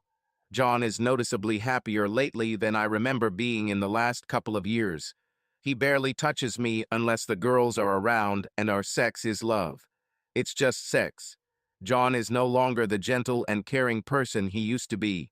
He's much more physical now. Now is his chance to take out his frustrations on me. But I promised John that I would never refuse him. Is this the kind of marriage life I want? Have I ruined everything to the point where the man I love is just doing his duty with me? Maybe Rob was a bad idea. Perhaps the itch I want to scratch should be scratched by John. I need to figure this all out. I hope it's not too late to make things right. Sunday 43. Jane. I love the time I spend with John. He makes me feel like I'm the only woman on the planet. He finds the right balance between sweaty sex and love that I need. I love the way his skin touches mine. We spend a couple of hours together and then go back to work and our lives. I know he has a wife and children, and I respect that he has to do what is best for them and for him. I control my expectations for John. I tell myself that I shouldn't let this attitude go beyond entertainment, and so far this is so. I'm just not sure how much longer this will last. Not for any of us. Sunday 48. Andrea. Christmas was a busy time. All the normal things kids love at Christmas means we took the time to spend it with family and doing the things that make us who we are. Lots of food, laughter, and winter activities. We went ice skating and skiing. We watched a lot of movies and enjoyed the leisurely days. Both John and I took a few days off. I tried to reconnect with John. There had been distance between us since the spring when I admitted to him that I had weekly meetings with Rob. I tried to hold his hand at every opportunity. He held my hand for a few seconds and then slowly released it. I told him I wanted to talk to him about us. 2 nights later, after the girls had gone to bed, John surprised me by pouring me a glass of wine and himself a rare beer. He had hardly drunk alcohol in recent months. Andrea, I have a question for you. It's something that's been bothering me ever since you told me about your boyfriend. He's not my boyfriend, honey. He's just someone who satisfies a need I have once a week. John took a sip of his drink. He said in a very quiet and dark voice, "So tell me, where have I failed? What does he do for you that I don't or can't do? Why do you want sex with another man?" He asks difficult questions. John continued, looking me straight in the eyes.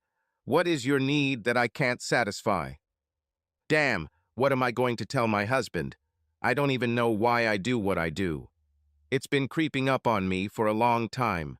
I started to want sex with you, but it was during the day when we were both at work, and there was no way the itch would be scratched. I looked at the floor, table, and ceiling, trying to find the right answer to tell my husband that what I was doing to Rob had nothing to do with him and was not a judgment on him. I'd come home, and there would be the girls and all the things we needed to do. By the time we put the girls to bed, one of us still had some work to do. Something kept getting in the way. I thought that I was having a nervous breakdown. I thought about sex all the time. I wanted sex. I took a long sip of wine and looked at John's face. I saw that he was in pain. John took a small sip. Andrea, I have to tell you that even though you say it has nothing to do with me, I feel like it has everything to do with me. No, dear, you haven't failed at anything. You're a wonderful husband. So why do I feel the opposite? Why do you think you need to have sex with this guy to feel satisfied, content, happy? I quickly dug my own grave. When I started with Rob, I tried to make sure that this part of my life was well isolated from my family life. Rob understands that what we do is just random and that there is no obligation between us. We use protection and check in to make sure we don't have anything that could threaten each other or my husband. Our time is limited to once a week for a couple of hours. But at the end of these 2 hours, I leave with a feeling of satisfaction that helps me before my husband. I can be a better wife for him. I'm happy with the feeling Rob can give me. I'm happier as a wife. I realized that everything was falling apart. My carefully constructed life was crumbling right then and there. And then John threw me a lifeline. I don't own you. I can't tell you what to do. I can only tell you that what you do in the long run has consequences. Consequences for you, for me, and for the girls. I can't make you stop. Relationship with this man. I can only tell you that well, I will do what I need to do to survive. Don't get me wrong, I don't want a divorce or separation or living as friends under the same roof. I do. Your wife. He took another sip of his beer. I want you all, but I'm willing to take what I can get. So if you plan on continuing your Thursday nights with him, well, I'll just adjust and get through it. Wow, I dodged that bullet. What John didn't tell me was that he had a plan too. A plan that will seriously affect my plan. John. Andrea and I had a difficult conversation about our marriage. I wanted to know what was going on in her head that made her have sex with another man. How did I fail as a husband and lover? What am I not doing for her? What didn't I notice?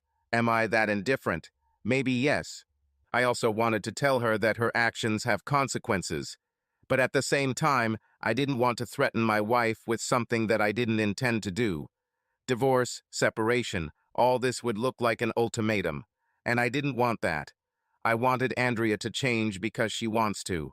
I couldn't tell her that she had to change. I couldn't tell her that she had to stop having sex on Thursdays with another man or else. It wouldn't work. She had to want to do it herself. I relied on the relationship agreement we had.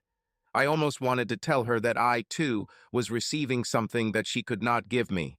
I also decided that I needed something else. Me too, well, I enjoy the opportunity to be in a relationship with another woman who doesn't judge me. I wasn't sure how long it would last, but right now I was content to know Jane as more than just a cycling buddy. She's become someone I can share intimacy with, maybe only a few hours a week, but it's certainly something I find beneficial for me. If it works for Andrea, it will work for me. Sunday 52. John. A year has passed since the great revelation. That's what I call it. A year since our marriage changed. Not everything is for the better, I note. But he has changed. The changes were not my fault. Well, not completely. Partly because of Andrea, and then partly because of me. Andrea revealed her secret lover to me. But I did not reveal my secret lover to her. There was some measure of retribution in this, I suppose. I was upset that she felt the need to have a lover in the first place. This told me that I was not a good enough husband to satisfy my wife. Oh, she swore it had nothing to do with me, but I know it does. She may be trying to save my feelings, but really she's avoiding the consequences. It took several months and advice from several people for me to realize that for my own survival, I needed to make some changes in my personal life. It was separate from Andrea and the girls. I started doing some things just for myself. I still had all my family obligations that didn't change, but I did my best to make time for the things that made me happy. I bought a mountain bike and joined a cycling club.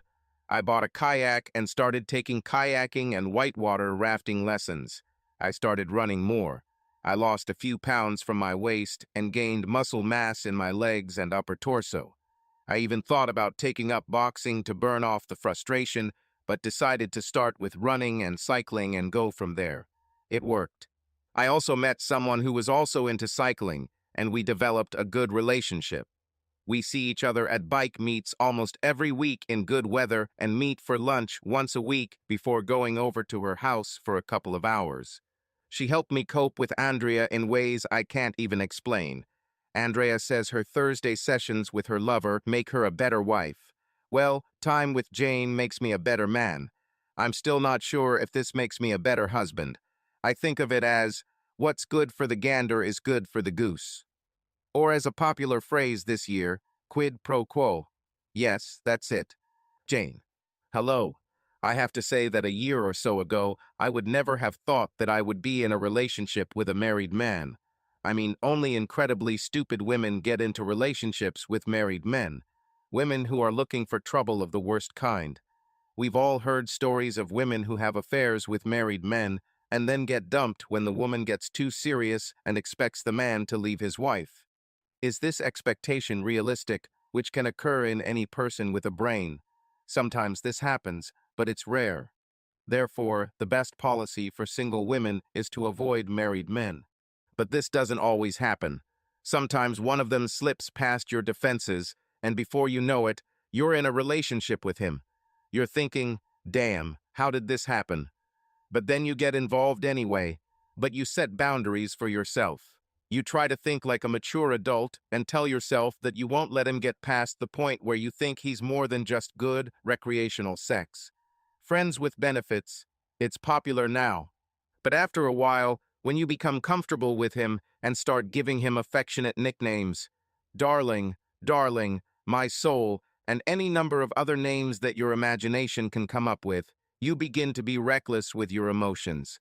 You start thinking about longer time frames and the what-ifs. You start making plans that you really can't turn into reality. You begin to deceive yourself. But then you come back to the present and remember that you are a different woman.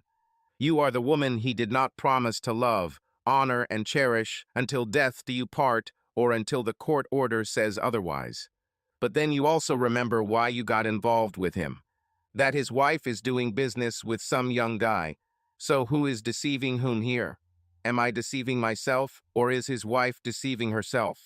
Was she being even more foolish by jeopardizing her marriage to him? Is she giving him away? Is she telling him and others that I am starting to leave this marriage? The marriage, at least for him, was not what she expected. The life she wanted did not become a reality for her. The hard work of family, work and life is not how she expected to spend her life. Where's the excitement? Where is her life? Wait a minute. Some people want this kind of life. Some people want the banality of family and security, knowing that eventually there will be children who will look to you. For life, freedom, and happiness.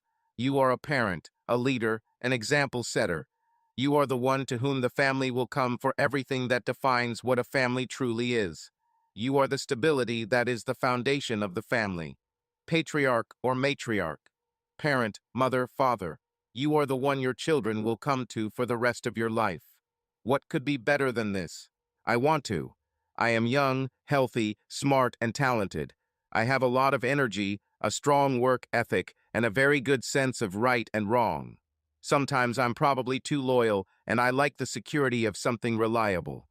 I like the idea of normalcy and regularity in my life. I want to return home to the people who depend on me. But I also want to teach them to be independent. My mom and dad taught me that. It was a lesson well learned. But lately I have been feeling the need for closeness. The closeness of my own family. I want a child my own. It is time. Sunday 60. John. The cycling season is finally here. I can't wait to get out there, work hard, sweat, get dirty, and have fun. Andrea and I still manage to remain a couple. Her career in the real estate world keeps her very busy, and she continues to rave about how great it is to be in real estate. I think she enjoys her job. She communicates with clients at any time of the day or night. I have long taken it upon myself to relax with my children and spend evenings and weekends with them. We are busy with our sports and creative activities, and I swear my car engine rarely cools down before 10 p.m. When the girls are asleep, I do my own thing. Clean the house, load the dishwasher, take a shower, and lie in bed. Andrea and I spend less and less time with each other. I know she still has sex with her Thursday night boyfriend, Rob, or whatever his name is. There's nothing I can do about it. If I take action, the biggest losers will be my daughters and then me. But now they see so little of their mother, what will change?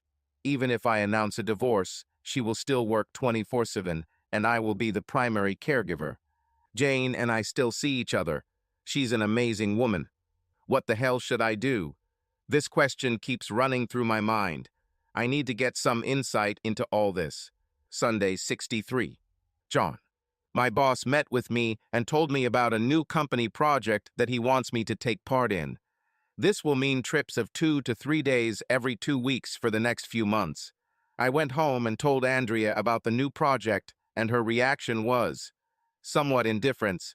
I mentioned that this was a possible path to promotion within the company if I did a good job at it. She simply nodded her head and continued doing what she was doing on her laptop. I don't think she was paying attention.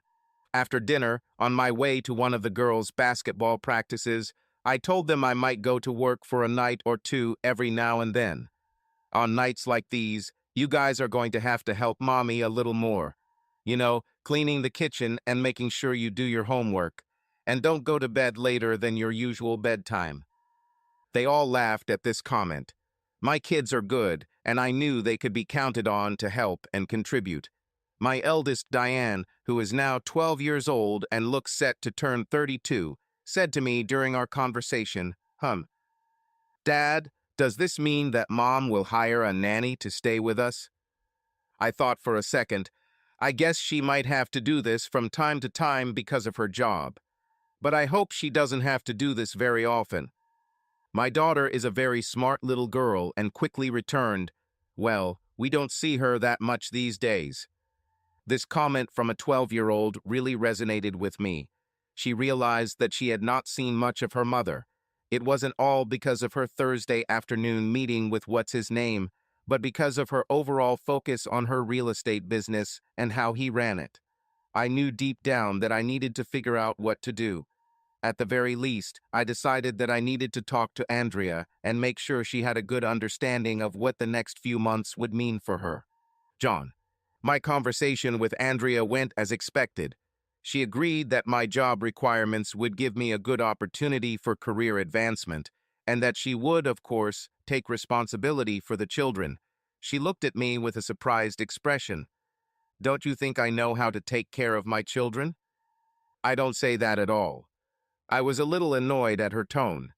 What I'm trying to say, in so many words, is that you need to be willing to spend a little more time with the kids on the nights I'm gone. That's all. I continued, "I know your schedule is very loose, but sometimes you may have to reschedule or postpone some things. That's all." Andrea simply nodded at me and went back to her cell phone and the text or email she was taking care of.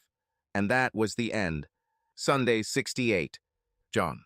A few important things I want to share with you. I'm diving deep into my new project, and although it's not an easy task, I know that if I focus on the engineering and technology parts, I can do it, and do it well.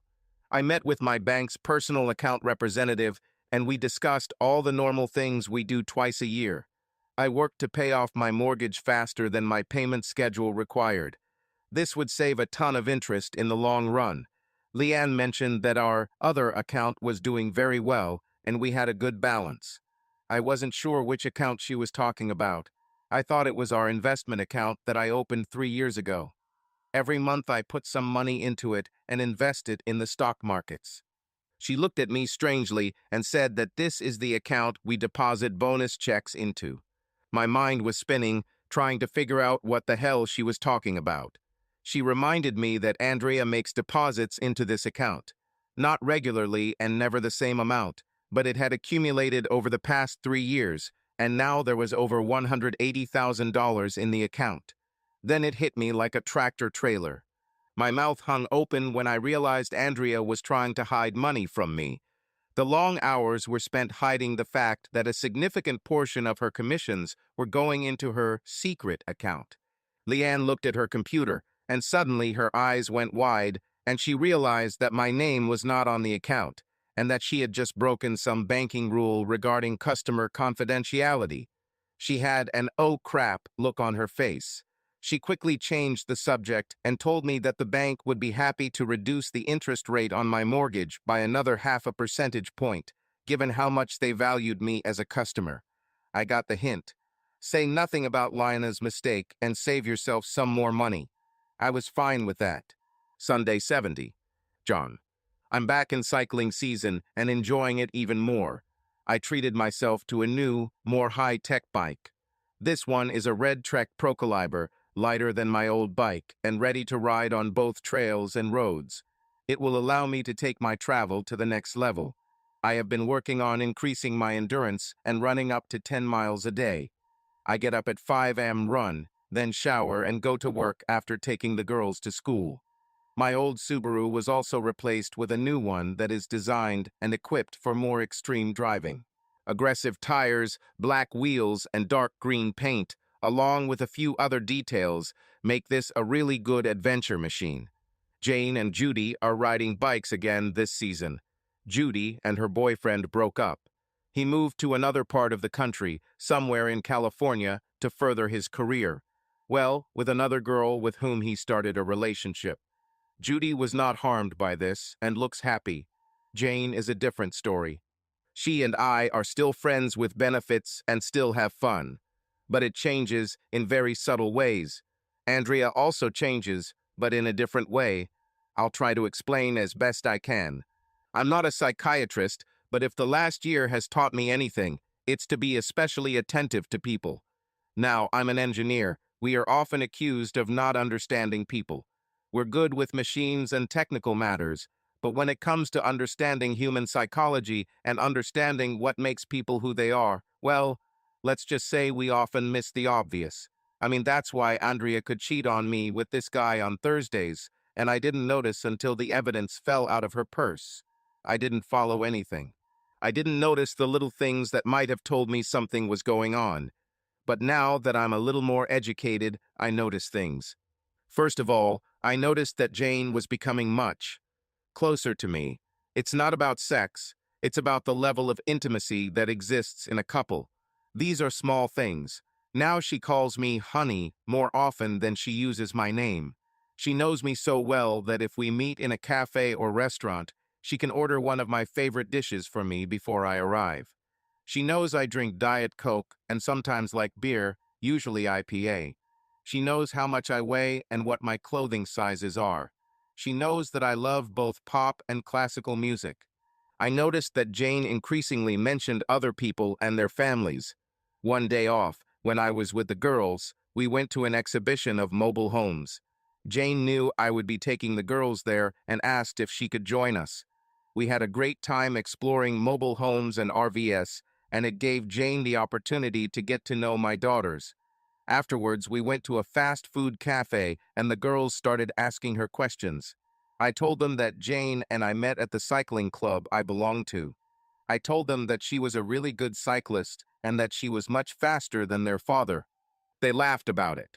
My oldest, Diana, even said that their mom would never ride a mountain bike on dirt trails. This comment made Jane grin a little, almost imperceptible, but it was there. It was kind of a, yeah thing. On the way back, Diana mentioned that Jane seemed like a very nice person. I mentioned earlier that I feel like Andrea is changing in very subtle ways. She spends more time at work and takes on more clients than her time allows. She hired an assistant, a new agent, and assigned her to do most of the paperwork. This gave Andrea more time to meet people and, presumably, show properties. Her time with me and the girls is becoming less and less. She works almost every evening and most weekends. Our intimacy is almost zero. She rarely has dinner with her family. She often comes home late, showers, makes herself a drink, and then gets back on her laptop to continue working. I tried to talk to her several times, but she was always distracted by her phone or laptop. To see if she was even listening, I told her that I had booked a 3-week vacation for all of us in Europe this summer. She nodded and said, "That's good." I realized it was time to do something. I needed Roy and his expert opinion again. Is Sunday 73. John. I pulled out the relationship agreement that Andrea and I signed about a year ago. It really was a joke. I mean, how can you negotiate a marriage that has any meaning? Now I think it's almost impossible. I was in love with Andrea when we got married, and my love for her grew after the birth of each of our daughters. I thought I had the world by the tail. I had a nearly perfect family and a growing career. We lived a good life and our future seemed bright. So what went wrong? Life happened. This is what happened. Did I take Andrea for granted? Did I ignore her to my detriment? Have I failed as a husband? Have I put my priorities in the wrong order? Why is everything so confusing? And the worst thing is that my wife was not interested enough to talk to me about our marriage, and when she did, she dismissed my concerns by saying that she loved me and the children, and that everything was fine. No, it wasn't okay. If our marriage had been in order, there would not have been these Thursday meetings with her lover. There wouldn't be a giant elephant in the corner of our marriage. I decided to go to Roy. He would know what to do, or at least have a better idea of what I should do. I took a copy of the relationship agreement with me. When I arrived at Roy's office, he greeted me with his usual seriousness, which is his normal, very serious expression. Even his handshake tries to convey confidence, but I'm not sure if the man is smiling at all. "How are you, John?" I sat down. Well, where do I start? I've been worse and I've been better. The last time we spoke was over a year ago when Andrea and I agreed on this agreement. I picked it up to show it. He nodded, saying, and picked up his copy. I should have known this. Things in my life are pretty much the same as before. I mean, she still sees another man once a week. I see a woman occasionally. She's become a very good friend. I see, Roy responded to my opening statement. But did he really understand? The situation in my life has become difficult. I feel like Andrea and I are moving away from each other. She is more distant and absorbed than ever. It is difficult to talk to her when she is at home. She works more hours than before, and a few weeks ago, I discovered that she was putting money into a secret account. It's probably over $250,000. What does this all mean? I pretty much knew the answer to my question, but I needed to hear it from someone who had dealt with cases like this before. Well, John, this is all worrying for sure. I think it's time to invite someone who can help answer some of your questions. I have a very experienced investigator who can help you get information that will help you make decisions. With that, he reached for the phone and asked his assistant to call Bob. A few minutes later, the phone rang and Roy answered and spoke to Bob about some investigative work. After a few ahas, Roy turned to me and said, "He'll be here in 10 minutes. After Bob arrived and we met, he explained what he did. He also explained that he has been working with Roy, among many other lawyers, for several years. He also explained how much it would cost to find out the information I wanted. Basically, I wanted to know what Andrea was doing. I wanted to get a better understanding of her extramarital sexual activity and her secret bank account and what it was for. Bob took a lot of notes, and I could see a plan was coming together. He told me that everything I wanted to know could be found out. He has the ability to secretly find information that many of us take to be reliably protected from prying eyes. I just wanted to know what the hell my wife was doing. On the other hand, perhaps she would also like to know what I know about her and what I plan to do. Damn, this is getting complicated and ridiculous. I wrote a check to Bob as an advance, and after some handshakes, I left to consider my future. Week 75. 2 agonizing weeks passed, and finally Roy called to say Bob had a report for me. We agreed to meet the next day to discuss the information he was able to find, dig up, whatever. All night I felt like there was a knot in my stomach. I couldn't concentrate on anything to the point where my girls once again reminded me that they needed help with their homework. I shook my head and tried to do what needed to be done. Andrea was not at home as usual. The next day I rushed to Roy's office to find out what Bob had to tell me. After the greetings, we immediately got down to business. So, John, I was busy doing what you asked last time. I must say that your wife is a very busy woman. I'll get straight to the important stuff. She's dating 2 different men. She sees each of them once or twice a day. This week, I didn't find any clear pattern and spent several hours with them. Usually, she meets with them at the same address. Damn it, and that is not all. I found out through the land and property registry that she owns an apartment in a residential building near her office. She bought it almost 2 years ago and paid it off almost in full.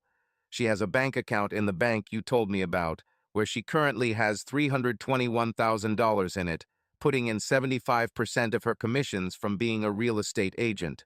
She has made major sales in the last 3 years, mostly commercial real estate, and based on her sales, she is the highest paid agent in the company. Partner, but she refused. We cannot find a reason why she rejected it. Bob took a sip of water before continuing. I have the names and biographies of 2 men she is dating. These are probably the last in her history with other men. Both men live in the city. One is married and has a family, and the other is single. I get the feeling that your wife is planning some changes in the coming months. Although I do not have specific information about her exact plans, it seems that she is preparing for something. A hidden apartment and hidden money are all clear signs that a person is planning big changes. Exactly when she is going to tell you this, I don't know. It could be soon, it could be in a few months or years, or it could be never. With that, he looked at me and handed me a folder containing his written report and other information he was able to gather. Roy said, "Good job, Bob. If we need anything else, I'll call you." With this, Bob left us. I sat stunned that Andrea had expanded her extramarital affairs to 2 men. What should I do now, Roy?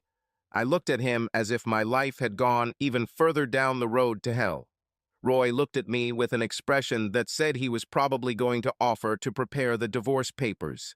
After discussion, we came to the conclusion that divorce was probably approaching, but I wasn't ready to pull the trigger yet. I still had my 3 daughters to take care of, and I wanted to make sure that I could get full custody of them after any divorce or separation. That was the non-discussed part of it all. Roy exhaled deeply and opened his mouth to offer advice. "John, what do you want to do? This is all? You have a lot on your mind. I recommend you think about it for a few days. There is no rush. If Andrea does something drastic, then we can file for divorce and get it to her in a matter of hours. Unless you have major changes that you want to contribute, I know exactly what you want, and in fact the documents are already ready. All you have to do is call me and everything will be ready in a few hours." Roy even smiled when he said that last part. I nodded, thanked him, and left his office. Indeed, I had a lot to think about. I will only think about this for the next 3 days. All this time, thinking about what Andrea was really doing, I watched her carefully to notice at least something, at least some little thing that would explain why she bought a hidden apartment in the city center. I thought she wanted to use it as a love nest, a place where she can hide her activities from me. We still had that relationship agreement. We hadn't talked about it for months, but I thought it meant she had the right to have a lover. I agreed to this. This also meant that I had the right to have a mistress. Andrea agreed to this. So where does this leave us? Week 83. Jane. Okay, this is something new. I stopped taking birth control pills a couple of months ago when I decided I wanted a child in my life.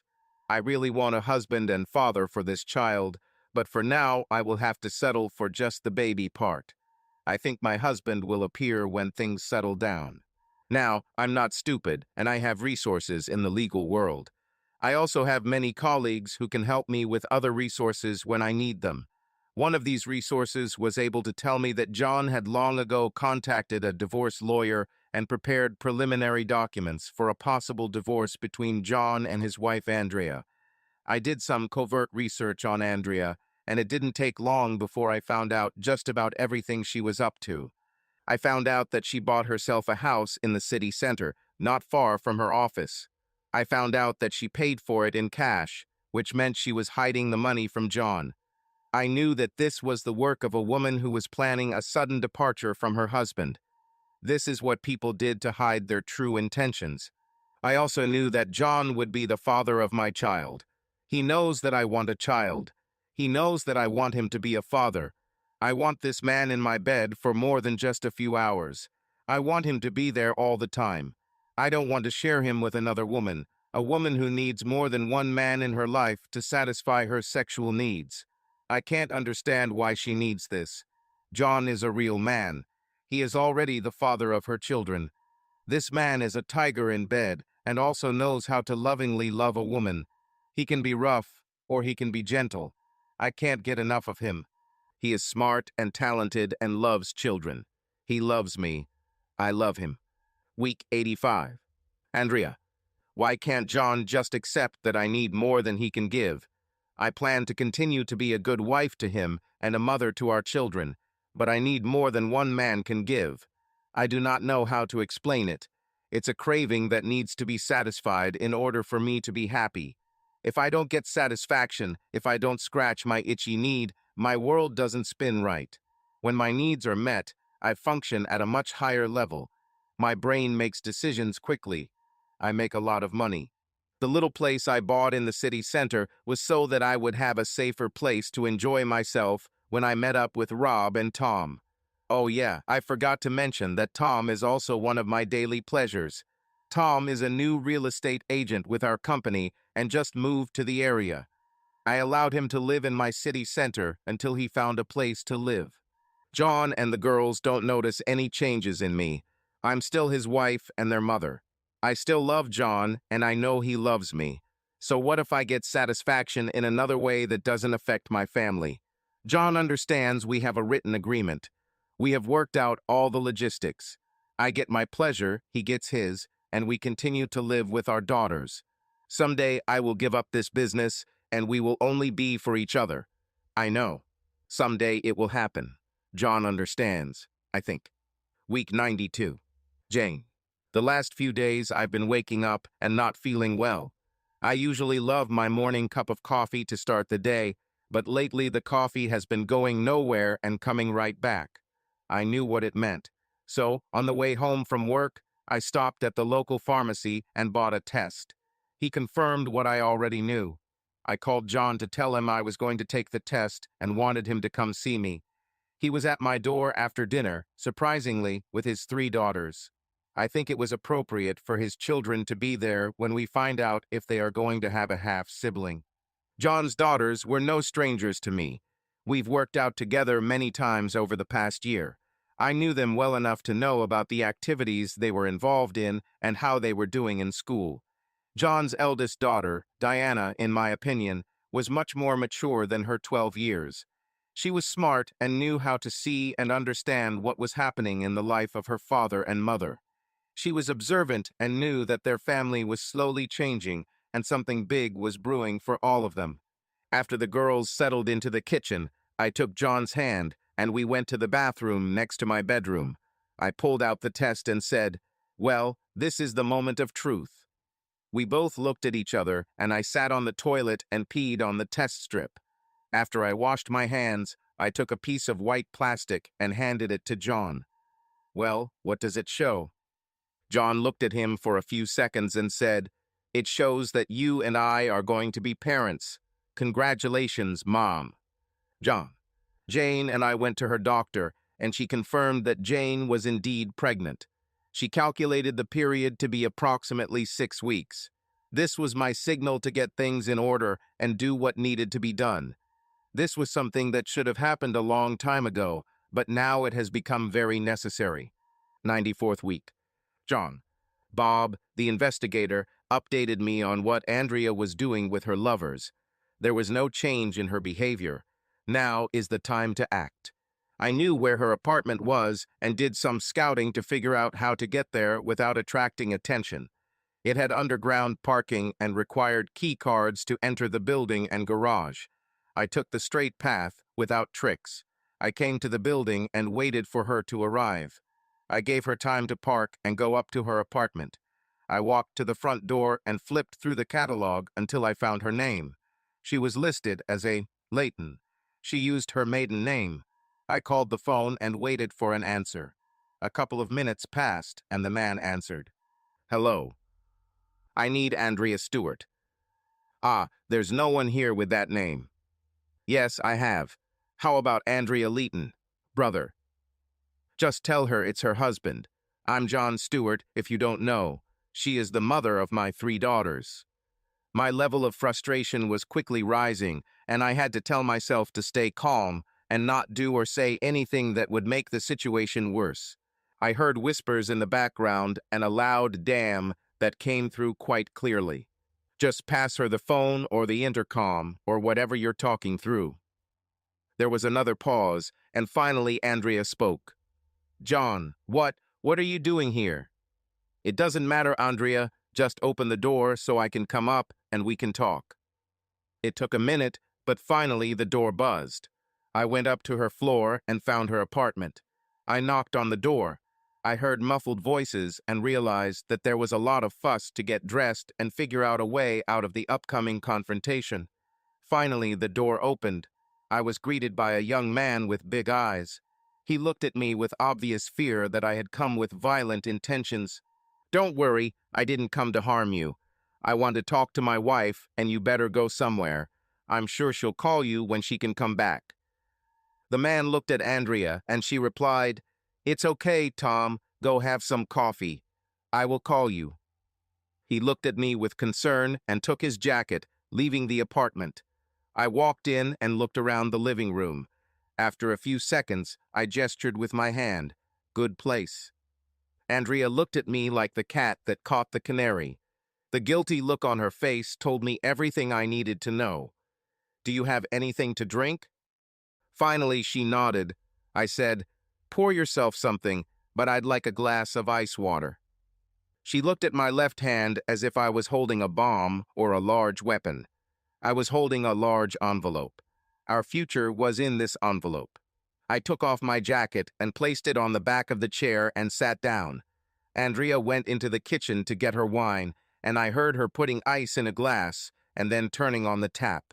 She came back and handed me a glass of water. "Honey, why did you come here? It won't do you any good." I looked at her with an expression that said, seriously, "You know why I'm here. Stop fooling yourself into thinking that you can be married to me, have a family and two lovers at the same time, and not have consequences. You're not that ignorant." She took a sip, or rather a sip, of her wine. I looked her straight in the eyes. She was clearly uncomfortable and looked at the table for a long time. The silence in the room was deafening. Finally, she spoke. "What's in the envelope?"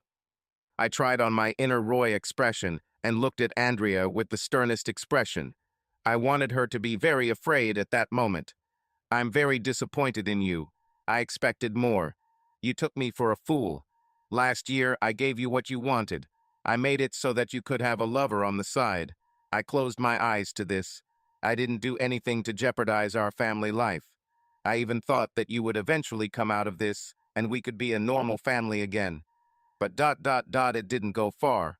You've decided that I'm not the husband you want, that our family life is not what you need." Andrea interrupted me. "No, honey, it's not like that." "Oh, come on. This is bullshit, and you know better than to try to sell this story." At this point, I started to get excited. "If this is not so, then what kind of place is this? Tell me."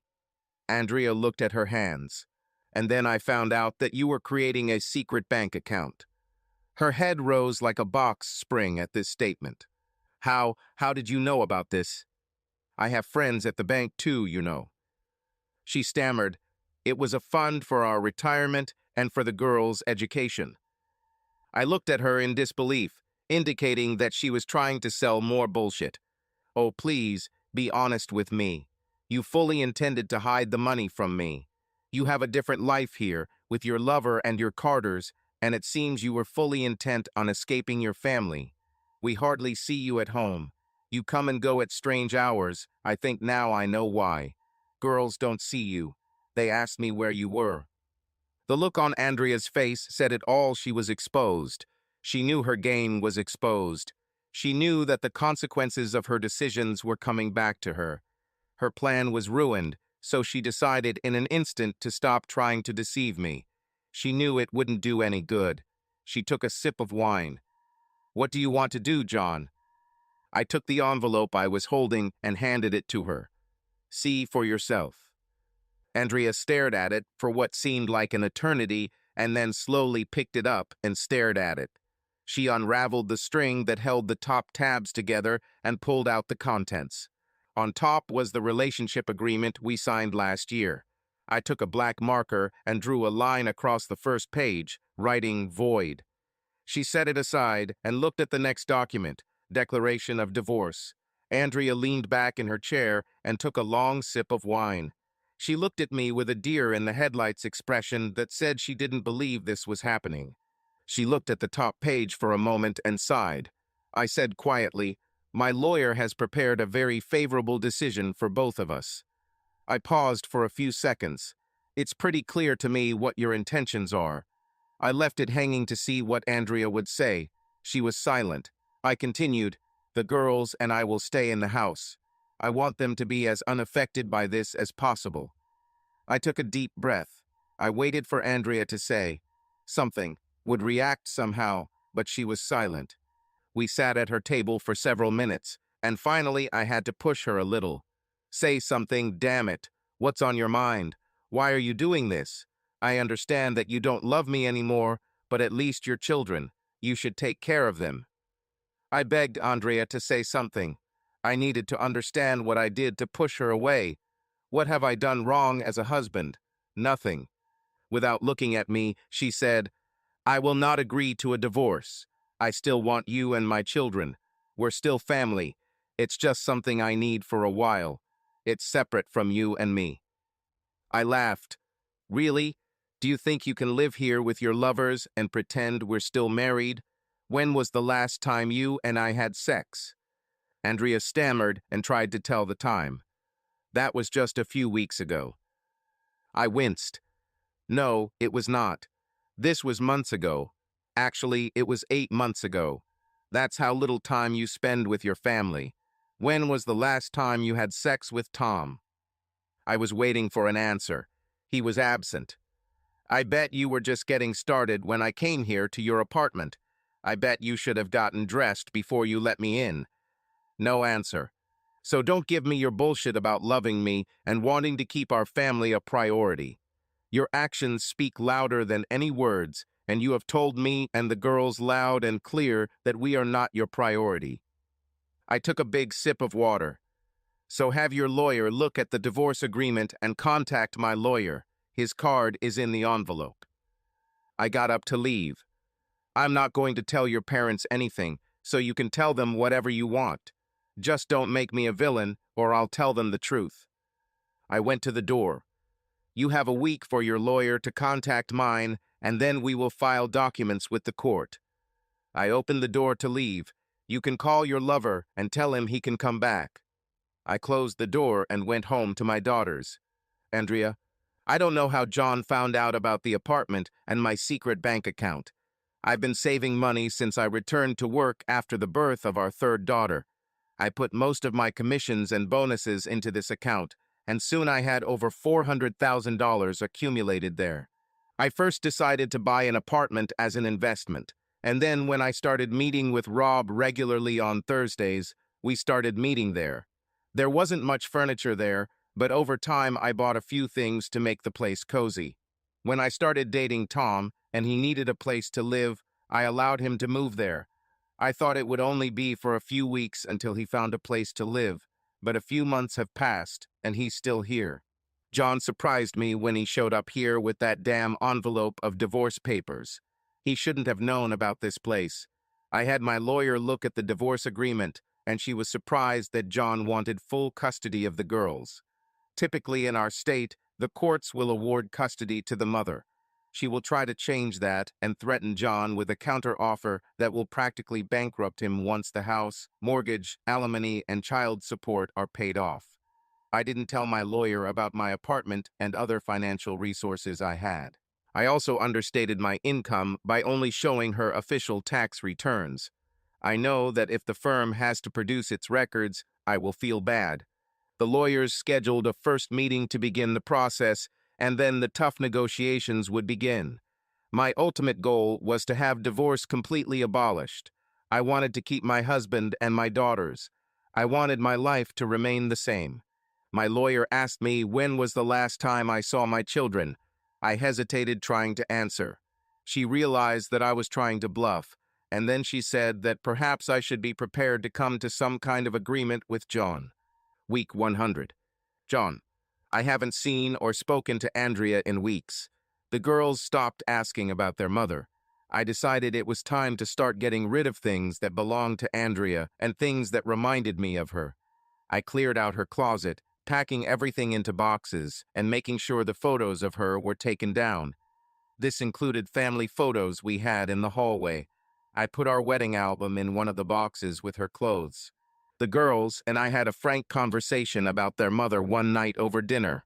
I tried to make it as painless as possible to tell them I didn't think she was coming back to us.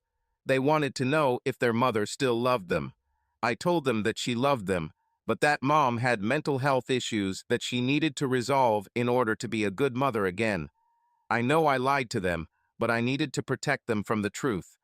The truth would not do them any good. They're still kids, for God's sake. They were sad, and there were tears. Diana, in her wisdom, spoke to me privately and told me that she knew that her mother had left them and me and would probably not return. Dad, we are here to help you too. The three of us talked, and we know that Mom doesn't want to be with us. If she wanted, she would be here. But she hasn't been home for a long time, and that tells us that she doesn't want to be our mom anymore. We also know that you love your friend Jane. Will she be our new mother? To say that I was surprised by the maturity of my eldest daughter would be an understatement. She understood what was happening.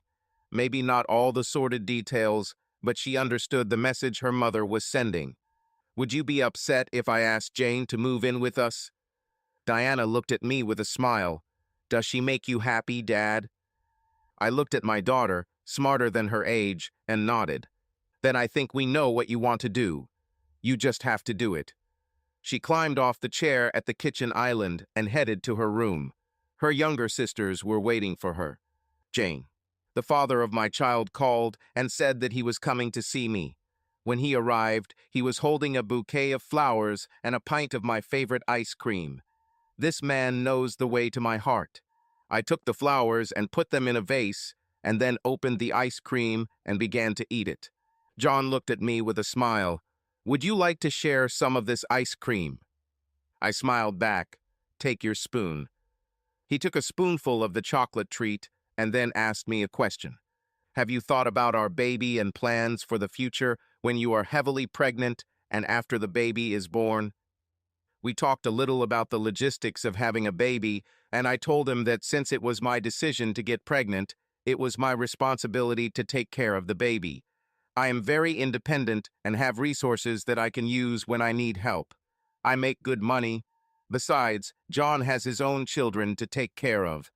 I have a plan, yes. You remember that this child was my idea. I am the one who will take care of him or her. I know that, but as the father of your child, our child, I want to be part of this plan, if you allow it. Of course, I'll let you. You don't need an invitation. Good, because I have a plan too. Put on your coat and come with me. I looked at John with a very curious expression on his face, and he took the can of ice cream from me, put it in the freezer, put 2 spoons in the sink, and headed towards the door. Let's go. We got into his car and drove towards his house. I had been there before and met his daughters several times, but this time it felt different. So, you're all so mysterious. What's happening? You will find out everything in time. It was a mystery. We arrived at his house, and his 3 daughters were standing on the front porch. They were dressed nicely, and when we got out of the car, they greeted me and opened the front door. What the hell is going on here? We walked into the kitchen where there was food laid out for us. Cold cuts, bread, cheese, and some coleslaw. The ice bucket contained bottles of water and soda. The girls looked at me with such an intense gaze, as if they were part of something important. The girls offered food, and we made ourselves sandwiches, grabbed water, and sat at the kitchen island. I had a million questions, but I started with, "Girls, this is wonderful. For what reason?"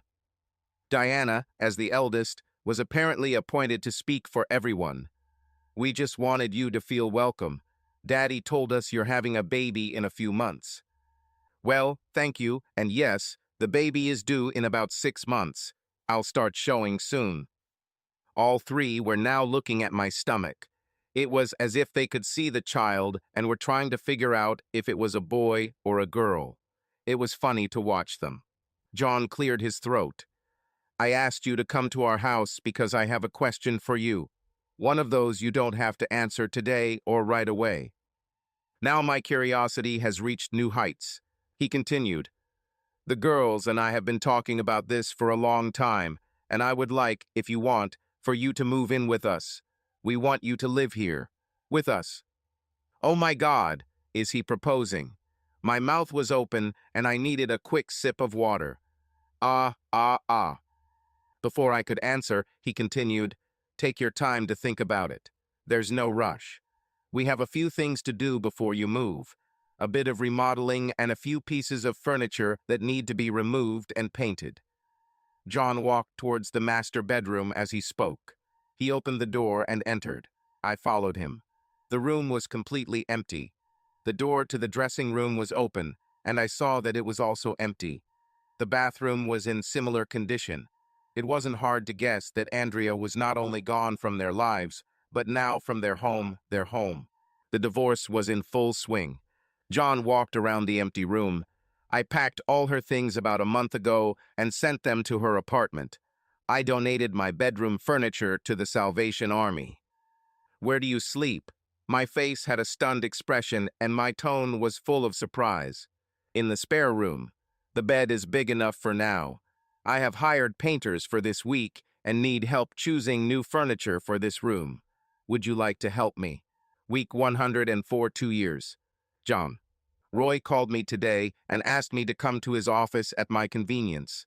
It's rare for a lawyer to do that, so I got in the car and drove there as quickly as possible. I didn't know if it was good news or bad, but any news would be welcome right now. I wanted the divorce from Andrea to be finalized as quickly as possible. The girls and I had made our emotional and mental separation a long time ago, and now all I needed was a court stamp on an official document. I had things to deal with. When I arrived at his office, I was immediately invited inside. His secretary handed me a bottle of water as I sat down. Roy had a huge smile on his face. Damn it, I was hoping this was good news. Well, John, I'm pleased to report that negotiations with Andrea's lawyer went well. She has accepted virtually all the conditions I have put forward, and I expect her to sign the agreement in the next 2 to 3 days. Damn it. Tell me the details, Roy. What about my girls? He cleared his throat to emphasize the importance of his words. She agreed that you would have full custody of the girls. It was as if a huge weight had been lifted from my shoulders. I got what I wanted. The rest were little things. You will stay in the house and all its contents. You will keep the family bank accounts and your investment account. It is not big, but it is important. You will receive $100,000 from Andrea to create an education fund for girls. Andrea will waive any claims to your joint property. You won't have to give her anything. I'm sure I stopped listening when he said she agreed to my custody of the girls.